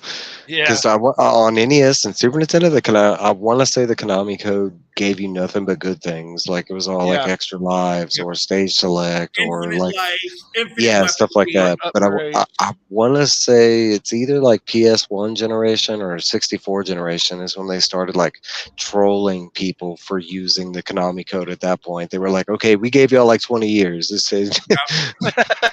I'm almost positive it's at the N64 era where it's like, nope, you had your fun. Do you remember one of the Grand Theft Autos? I don't know if it was Vice City or San Andreas. If you used the cheat codes and you got to the end of the game, it wouldn't let you beat it because it says you use cheat codes to get here. You're like, what? I think that started with. I think it started with 3, and then they included that with Vice City, and because that was like the whole beginning of mods and cheats and. Yeah. But yeah, because that was like a huge thing at that time. Was like people using the cheats and stuff, and like, hey man, I got this whole list of new Grand Theft Auto cheats that'll let you fly and let you, all this weird stuff. Yeah, and then like, you'd go try and beat the game, and it was like, nope, you can't beat the game. You got to restart it because you're a cheater, Yeah. It's like, did you have fun? That's what's important. Now play the game for real. Right. Unbelievable. Although y'all remember? I've got it. I found it. It's you got it? Cannon fodder. Cannon fodder? Nope. Never heard of it. It might have been a European only release then because like it was really big here, but yeah, wow, cool. Yeah, Super Bomberman. I played like I could say I played most of the regular like Tetris, like Bomberman, Pitfall. Like I want to say I never owned any of those, like the basic Nintendo games or whatever. And I hate to say basic, but like Tetris and stuff like that. Like, because at one point I think Bomberman was like one of the sets that you got. It was like Bomberman and Mario or something like that. But I want to say like a lot of my friends had games like that. I love playing SimCity for the Nintendo. I never got the Mario statue. Boner Jams, what's up? I think I played it for Super Nintendo, man. I used to just let that leave it Nintendo on and let it run like overnight while I was sleeping to see if I like got money and stuff from it. But I usually ended up getting destroyed by something. Yeah, it'd be all like a hurricane or some weird shit. Dinosaurs, like why dinosaurs? And that's what I always thought was funny was in the other Super SimCity versions you got like Godzilla or something, but in the Nintendo you got Bowser. Spaceship, right? Would destroy you or something. You got like aliens, it was like it was like. I do remember on PC. Well, that was like Choplifter. Who remembers Choplifter? I do. Like, did anybody play Choplifter? Oh man, I love that game. Okay, so the game is side scrolling, but you just play a helicopter. You start on a pad, and the whole point of the game, you like fly up, and you have to, it basically like flies like this. And as you go along, you just rescue people. That's all you're supposed to be doing. You can kill stuff along the way, but you literally have to like go and save people and bring them back. Okay, so like a lot of people don't know this, but that's actually one of the first games where Superman was featured. It's actually an Easter egg. If you do like this weird thing where you stay attacking too long, like instead of like planes and the military fighting you, they literally call Superman to come destroy your helicopter and you like crash down. But that was I think Choplifter's from Master System 1. Wow, like that's how old that. Leisure Suit Larry. They never had that on Super Nintendo. Get out of here. I think they actually had that for the Nintendo. I think. Nah, not Leisure Suit Larry. I don't think that was out on the Nintendo. No, I mean, PC. It was that era. It was that era. It was like it was that era. I had it on the Commodore 64. And I want to. That may have been it.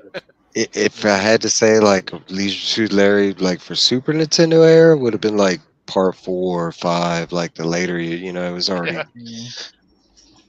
Because Sierra days from PC, man, I love Sierra games. I don't know how many people know a lot of Sierra games. I love Sierra. King's Quest. King's Quest, Police Quest. You got Mother Goose. Man, they made a whole bunch. But yeah, that was like early, for us. I don't know how it was UK, but that was like early Nintendo days. All right, guys, I gotta drop out, man. Well, Rich, you want to advertise yourself before you go, or? Sure. I mean, I don't have anything crazy coming up, but I am doing another double hop video where I sandwich some peroxide papers together to take some stains out of a book. But this time I'm gonna be taking the cover off a book and doing just the cover, try to get some stains out. all those videos. You keep me in freaking like this. You, Jerry, also, I'm like, every time I'm like, oh my God, what are you doing? What's that cream you're putting on the paper? You know what's funny, man? Before I even got on YouTube, I started watching Jerry's pressing videos, and that's what made me go out and get a press watching Jerry. I'm like, man, I could do this. So that was probably 5 years ago. It was before COVID. More power to you, man. And then you know, you keep seeing other stuff, and you're like, man, I got to try that. But listen, the double hop thing, don't take that lightly. It took me 10 tries before I did it, because I ruined a couple books in the process. So luckily they weren't anything important. But I got a Silver Age Batman that's got some staining in it. I don't want to destroy the spine at the same time, so I'm going to try to detach it and do it that way. But that's about all I got, man. Thanks for having me on, man. I love hanging with you guys, man. It's been real. I'll see you guys next time. See you next time, brother. All right, so back to the video games. I don't know. I'm trying to think. Yeah, my mind's getting. I'm trying to find out whether Cannon Fodder was only made for the UK or not. It came out in '94 by Sensible Software and Virgin Interactive. We did have Virgin. Yep. Because that's who made that Spot game, and yeah, it came out on the Amiga, Mega Drive, SNES, Jaguar, 3DO, and Game Boy Color. we had to have got it. Maybe, are you sure it was called Cannon Fodder for us, or you don't know? I mean, it hasn't said that they changed the name on their wiki. I'm intrigued. Oh, I'm intrigued. Kind of sounds like an earlier version of Worms. Did you ever play Worms? Yeah. But that wasn't like, this was more of a not first person shooter, but it was a shooter at the same time as being you said it was top down. Yeah. So it's seared into my memory, but I haven't played it in. Ooh, Red Alert! My brother loves Red Alert. Ever. Yeah, Command and Conquer. Yeah. Yeah, like instead of. Go ahead. No, I was just gonna say, I was like, I was such a loner that like I was drawn to the RPGs because, you know, me like having a buddy over to play video games was like the gaps were like this. So on a rare occasion, I was like, oh, a multiplayer game, Captain America and the Avengers. Let's try this again. I think Super Street Fighter Turbo. Anyone who came over, like it was like that. And then when I got the N64, I had to have, even though I didn't play it that much, I had to have 007, or that was it. GoldenEye is GoldenEye. Good lord! Like, if you didn't have that, you were out. Your friend, there was zero friendships left. Yeah, Endo, we talked about the Super Scope earlier. I was going to point out that like a big game for me for Sega, not so much Super Nintendo, there was a Wolverine game called Adamantium Rage. And believe it or not, the Super Nintendo version was different than the Sega version. Yeah, it was. Yeah. And I love it. Okay, well, we also got the 2 X-Men games that were released on Super Nintendo, and then we also got the 2 that were released on, Mega Drive or Genesis. What was the 2 on Genesis were better. We had it was just called Marvel Superheroes, I think, and that was the first like kind of fighting game. What was you gonna say, Cliff? The Capcom X-Men game for Nintendo 64. Mutant Apocalypse. 64. Oh my god, I loved it so much because like I wasn't sure what to do, but it played like Street Fighter, and then I was just playing it with my college roommates years after it came out, or a couple years after it came out, and I'm like, yeah, I got it. Look at what I'm doing with Psylocke. Yeah, and they were like, dude, what happened? I was like, it plays like Street Fighter. This is amazing. That's Marvel versus Capcom. No, this is Mutant Apocalypse. If you did the little down forward button.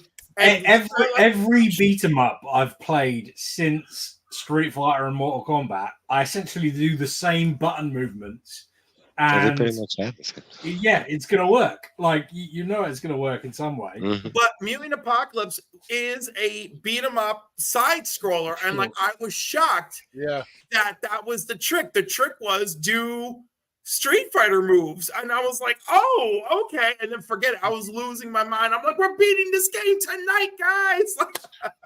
Because they had on Super Nintendo, they had like I think it was like Marvel and Infinity Gems. They had like Yep, and that was bad. I do not remember that being enjoyable whatsoever. That's what led to. I think that's Capcom. Yeah. Yeah, Maximum Carnage. The Captain. There was quite a bit of Marvel on Super Nintendo. Oh yeah. Because we did have the Captain America. There was like the Maximum Carnage. I want to say there was a Punisher game. The one Cliff was talking about, was that the War of the Gems? War of the Gems. War of the Gems, right? And remember Spider-Man and the X-Men? That was pretty bad too. Yeah. Yeah. They also did a Spider-Man, what was it? Arcade. Yeah. Yeah, and we got Spider-Man like versus Arcade or Spider-Man X-Men in Arcade, something like that. Yeah, that's the one Cliff was talking about, the Arcade's Revenge or something. Yeah, I don't remember War of the Gems being terrible. War of the Gems, like, don't quote me, but I think that's the start of the Marvel versus Capcom franchise. That's what started. That's like that was the first like Capcom, like in Marvel game, because I think there's two other X-Men games that we got that were all on the Super Nintendo, and they weren't made by Capcom. I think they were made by some other company.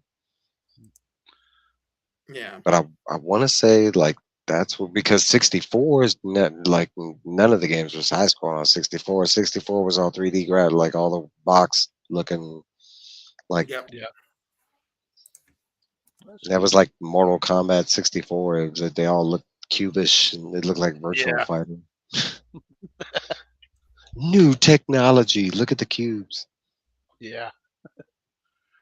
Oh my god! I thought Marvel vs. Capcom 2 was on Nintendo 64, but I do not remember it. And if I do remember it, I probably remember it poorly. I don't think I remember that being on a system until like PS1 maybe or 2. PS1 we got Marvel Superheroes. Endo Nerd. Okay, now when it comes to cross-streaming platforms, if you're on one channel, you're just going to see that channel's messages. You're not going to see somebody, for say, somebody who comments on Cliff's stream or Durz's stream or mine. Right? That's right, right?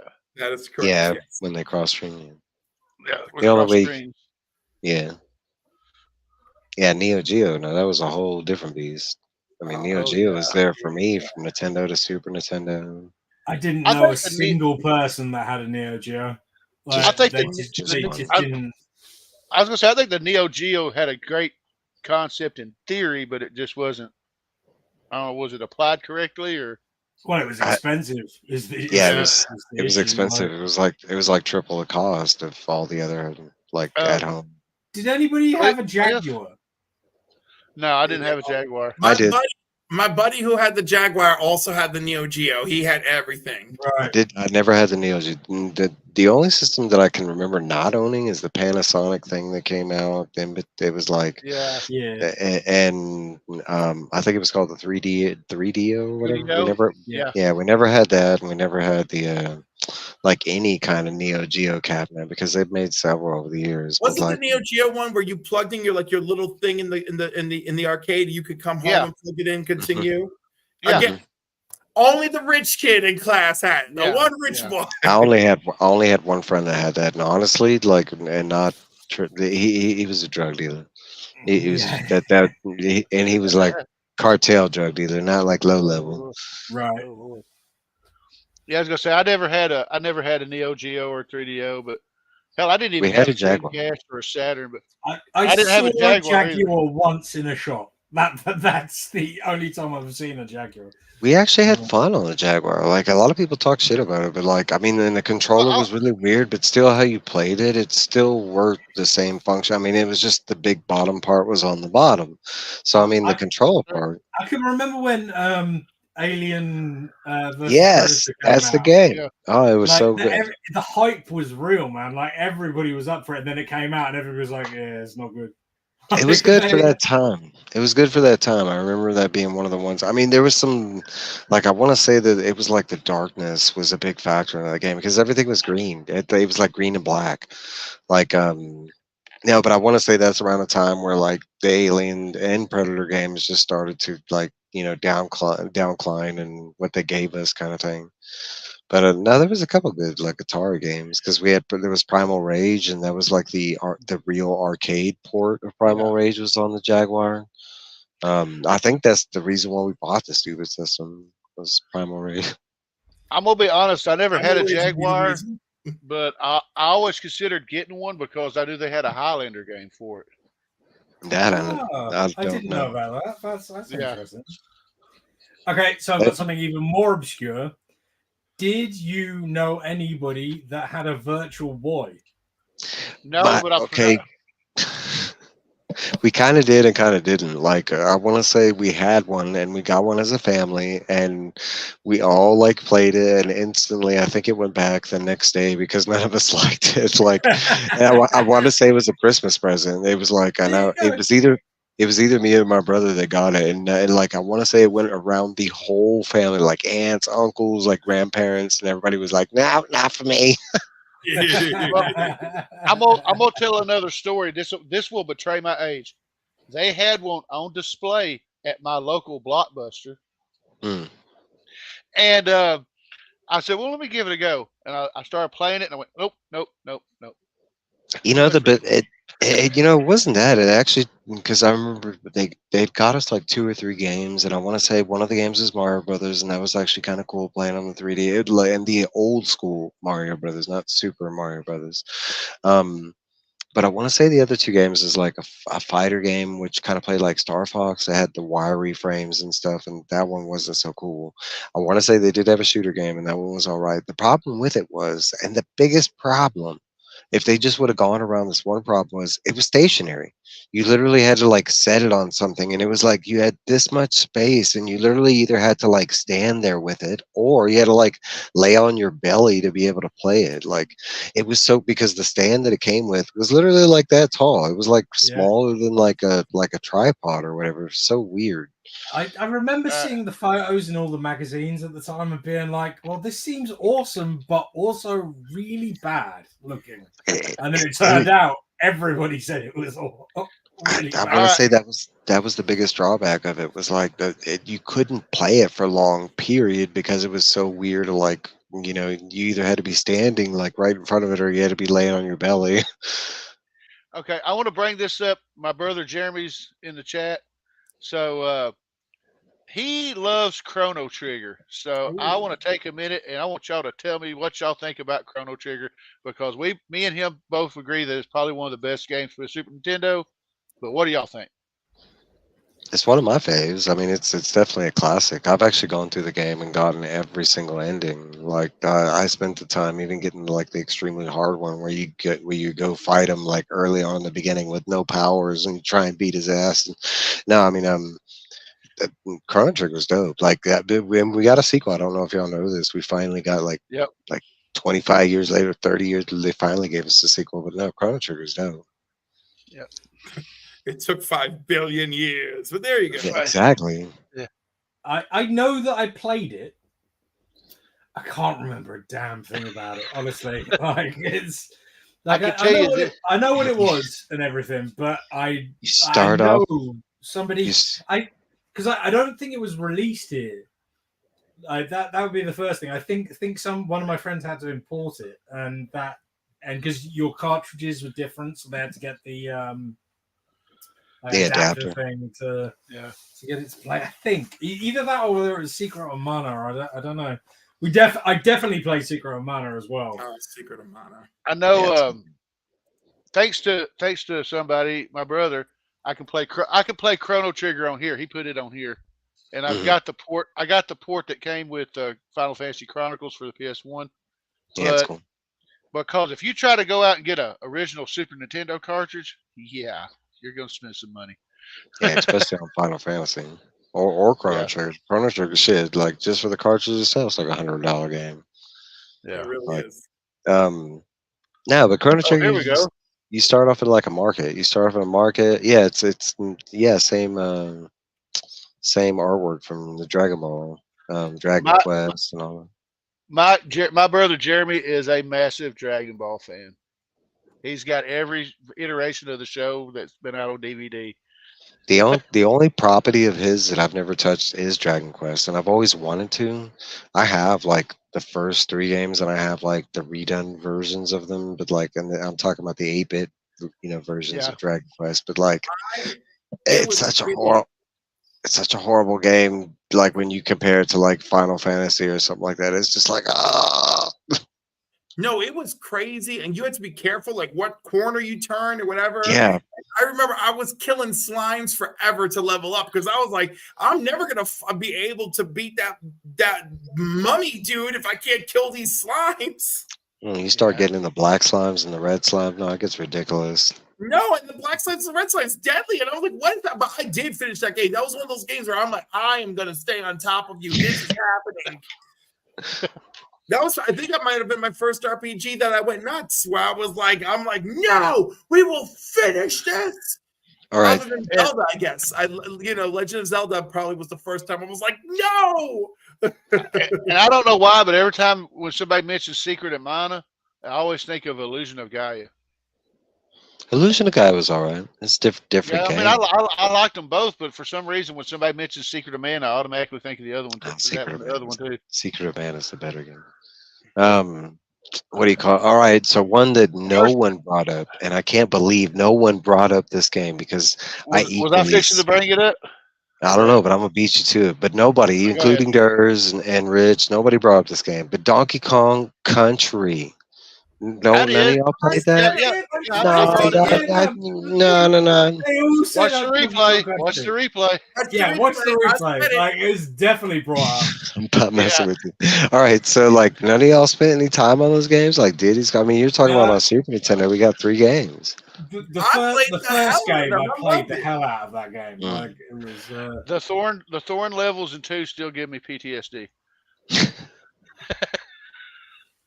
But like it was one of those games where like I always felt like I tried a little harder, I got a little better, I kept going, and like it wasn't like that damn Sega Genesis Lion King game. I mean that one, you want to talk about PTSD, that one is the ultimate nightmare childhood game.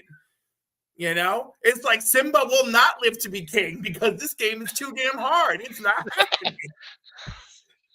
They might as well call it. What was his name? The villain uncle Scar. Yeah, they might as well call it Scar Wins or Scar's Revenge or Scar beats your ass.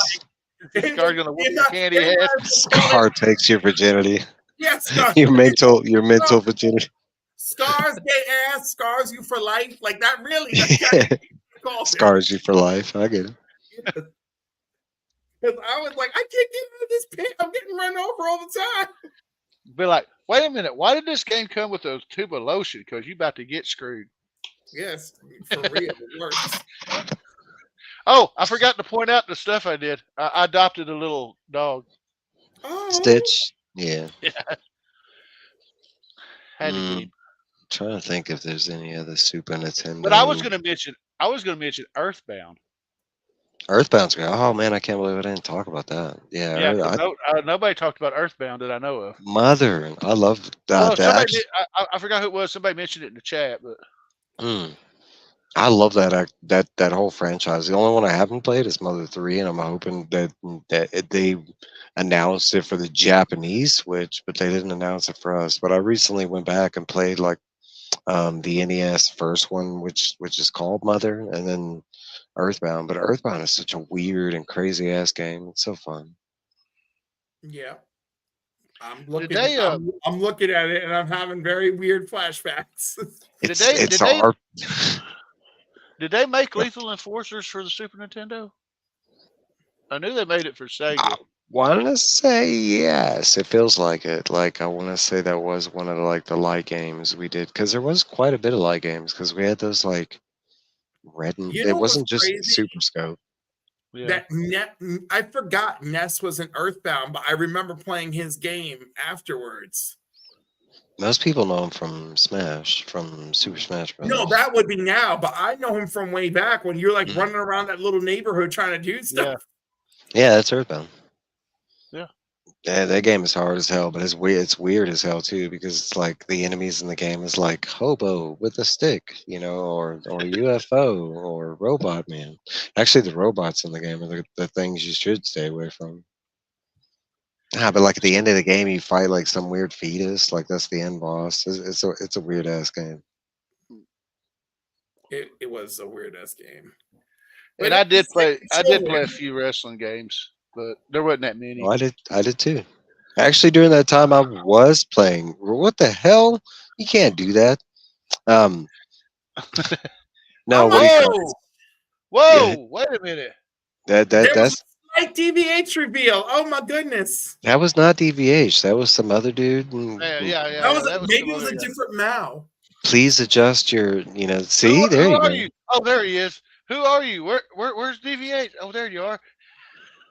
In this case, do adjust your TV set. Something was wrong. I've been thinking about doing that for ages. You should come on, like you should get on your wife's account or something like that, and just pop off with a regular, like, random YouTube name, like Mr. B or Mr. D or some shit like that, and then just like hop on someone's, like, when they put the link in the chat, just come on without the makeup, be like, who the fuck is that guy? Just have a t-shirt on. No makeup. How about a regular, some kind of t-shirt? Yeah. I love it. You know, and just how long show up for Durs. Like I just do my best American accent and see how long I can sort of be like, hey Mike, how's it going? April Fool's Day. April 1st is around the corner, baby. Do it then. That is true. I was gonna say that when somebody said something, be like, oh man, that sucks. You just stick to the American catchphrases. I like bubble gum. What was it? I got shotguns and whiskey. Remember in Godzilla with what was that episode of Frasier where they're coming through the Canadian border and Daphne slept on the way in, but coming back they get pulled over, and she's like, I only know how to say one thing in American, and the guy keeps talking to her, and she's like, sure. Yeah, I do remember that episode. Oh my god! So, what are some games? We went through a laundry list of games, but what are the games that made y'all break your controllers? I'm not that gamer. Yeah, I'm not. No, I did. On the SNES game. On the SNES game, I definitely did it, but I'm just trying to remember what it was. I would just quit. I can remember literally wrapping it around my bedpost, going because I had like a thick wooden bedpost on each end of the bed. I can remember just going ape on it because of the game. What was it? Oh no, I was livid. I remember playing Top Gear, and I was on the last race, and I was finally fixing to beat it for the first time ever, and at the last second, this car came out of nowhere and won, and it was game over. I literally jerked the controller out of my head, out of the system, wrapped a cord around my hand, and beat it against the floor, and then threw it up against the wall, and it shattered into pieces. Nah, I've never been that type of gamer where I took my rage out like in real life. But back then, Super Nintendo controllers were $6. So I mean, yeah, it's true. Not like they are nowadays. I was like 11. Yeah. No. Was a little bit off the. I was gonna say nowadays, I don't break controllers because they're I will say I quit some games. There were a bunch of games that, like, if I felt like they were impossible to beat or whatever, I'd be like, nope. I mean, but I'm the type of gamer that would like that's like, on Elden Ring's a modern game, like trying to beat one of the bosses in the game. I must have spent like 20 hours just trying to beat this one specific boss. I get real dedicated and I'll stick with it until like, yeah. Well, I was gonna say nowadays. Now, if I get angry playing the game, I'll just go, take a deep breath, turn off the system. I'll come back to it. Yeah, it's the best thing to do. Nah, but when we were younger, you can't fault yourself for that. If you were, if you. Oh, I mean, I would get. Have you heard the context of my video game stories? I cleared out my savings to buy Ninja Turtles for NES. Right? Oh Lord! I broke my piggy banks one day to go to Walmart to buy my first Super Nintendo. No, there's context there. And I would get upset and I would just put it down because I'm like, I can't afford to break any of this stuff. I was like, it'll take me forever to go and replace something. That's closer to my heart. I never got a replacement for that controller. It's still dead to this day. Like, do you know how many of my friends, they're like, oh, you're coming over, we're gonna play blah blah blah, bring your controller. And I'm like, oh my god, because like, that was it. They would break their stuff and like, dude, it was like, well, you know, those controllers are $30 to replace. It's like, to be fair, I think the one that I broke was the third-party version that I had you know, obviously on the D-pad, you have like the cross. Well, on this one, it was turned to the side, so it didn't even. No, I do. That's a whole different beast because see, nowadays these new gamers, the controllers are so complete. There's no real issues. I mean, you might get some like side drift every now and then, whatever. But no, we're talking about back in the day. You would get a controller and it'd be a brand new controller and it might have some weird ass shit going on with it in the get go. Like, I mean, they were still kind of like mapping and working things out. I remember like Atari sticks. Who remembers Atari sticks, right? And just like that shit just didn't move in that corner. You had to go, you know, move around. No, I had, especially like Super Nintendo. I can remember Super Nintendo and Super Nintendo controllers. I would say they were decently made. Like they, you know, I mean, like unless you smashed them, like they were hard to, you know, kind of mess up. But I do remember Super Nintendo's like the official controllers. They were pretty reliable. I mean, that you could play secondhand. Like, you're talking about the Mad Cat stuff and then.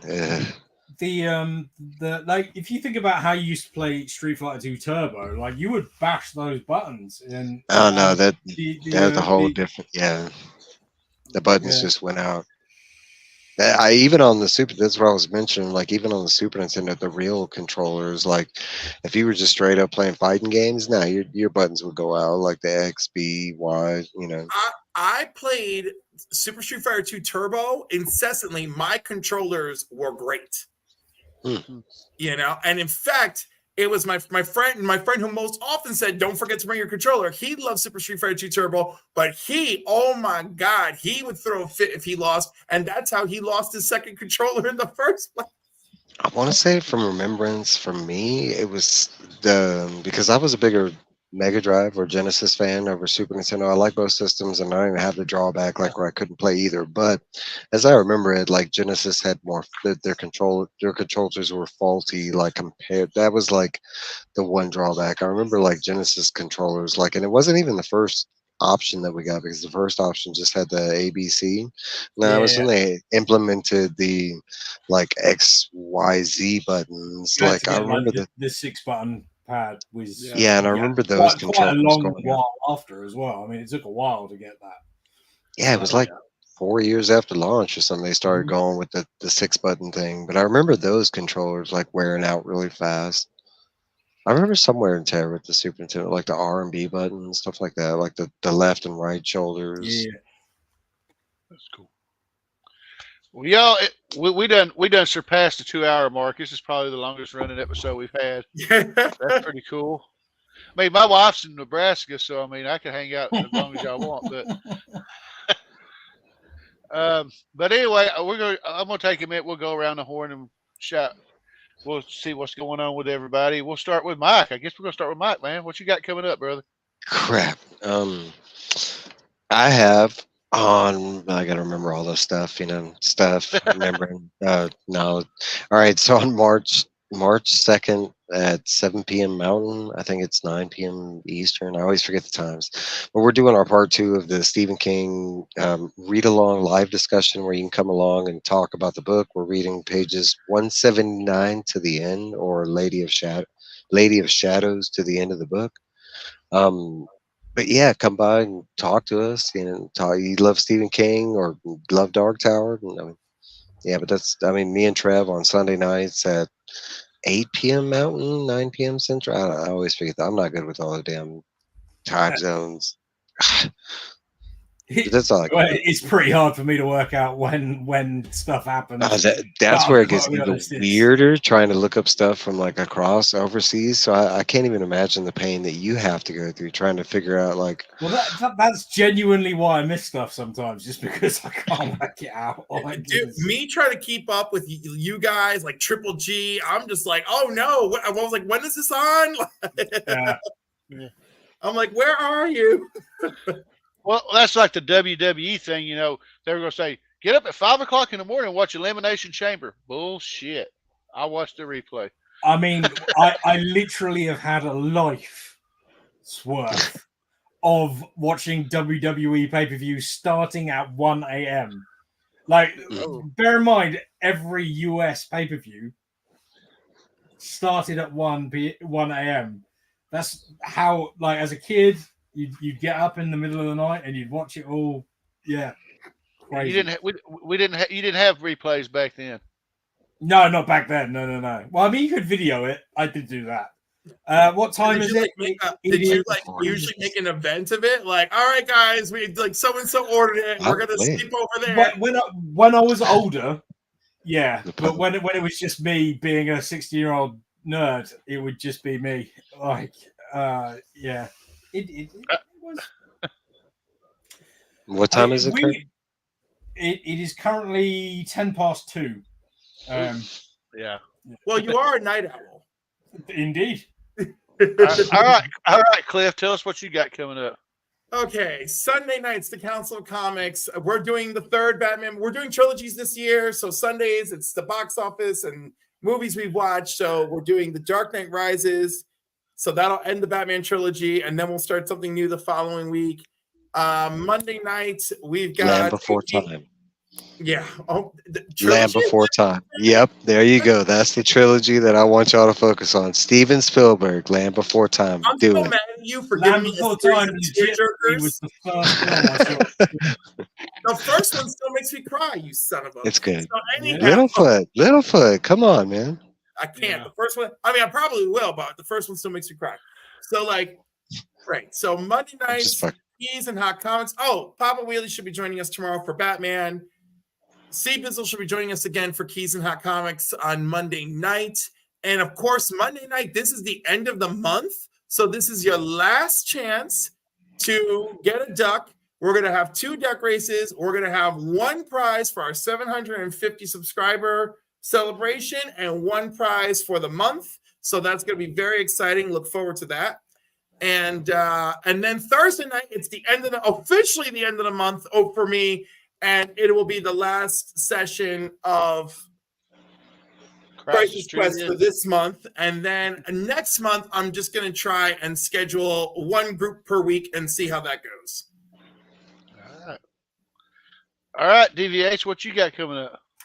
So I'll probably have a video coming on Monday, probably a Wrestle Crate, I would think. Then I'll have a slab unboxing on Friday, maybe. But most importantly, next Friday night for me, which is 3 p.m. Eastern. That's the best I can do for the time. It's 3 p.m. Eastern. Is Triple G's mental health charity auction / giveaway / raffle sort of drive. So, like, if you're about at 3 p.m. Eastern, whatever time that is, wherever you are, then come over and just be in the chat, because at the end of the day, like, the watch hours, everything that he does there does build up slowly, and we're not talking. He's not trying to do C3 type of numbers. His goal is to get like £500. So I think we can do that. It's like small amounts, tick it away, and try and give money back to a charity, which would be great. I'll be there, and hopefully all of you will be, if you're so inclined. Cool. Well, for me, tomorrow I'll probably be on Durz's show. I meant to ask you what the cover theme was. I always forget. Number 7s, issue 7s. Issue 7s. Okay, cool. That should be easy. So in a few weeks coming up here in Jonesboro, we have the all Nerds Assemble Con Heroes in a Half Shell featuring Wayne Grayson, Tim Lottie, Steve Levine, and Jeremy Clark. I'm going to have my wife's going to have a table there. I'll be representing Comiverse in some capacity. Monday night, I'll be with Izzy. The Comiverse is going to meet the Izzyverse for his show. Then I'll be dropping a unboxing. I think this was something from Pop's Attic and eBay, if I remember correctly. Then Thursday is Crisis Trivia. I'm going to try to win that. And then next week's Spotlight is going to be Amazing Spider-Man 129, the first appearance of the Jackal and that Punisher guy. And then we'll be back here next week for End of the Comiverse, where it'll be the 25th episode. We're going to talk about the anatomy of a supervillain. What makes bad guys bad? Or basically, I would like to do some stuff where compare what people perceived as bad guys from the 60s till now. Would they still be considered bad guys? Or vice versa. You know what I'm saying? And then, of course, the 23rd, me and DVH are combining the Mega Powers are combining for our big dual 300 subscriber giveaway. Now, I can't speak on DVH's end, but I'm planning on, if I have everything that I'm going to give away set up by the 16th, the week before, I'm going to show off everything then. I'm keeping the rules simple. All you got to do is be at the live show, just participate in the live show and you're in. So yeah, that's exactly the way I'm going to do it as well. So, and I started out at 3 giveaways, but I think I'm at 5 now. So I mean, I've got some crazy shit that I'm fixing to give away. I'm not going to pretend I'm going to match that, but I didn't intend to do it. I didn't intend to do it either. It just happened. It'll be fun. We'll have a good time. We'll give some stuff away. Yeah, I mean, isn't that just give it back give back to the community and thank everybody for supporting both channels. Yeah, and I want to thank everybody for hanging out in the channel. Everybody, all my buddies that hang out in the everybody that hung out in the panel, everybody that hung out in the chat, everybody watching the replay. Thank you for supporting the channel. You continue to support the channel, and we're gonna scoot on out of here. And as soon as I can find my video, and we'll see y'all next time.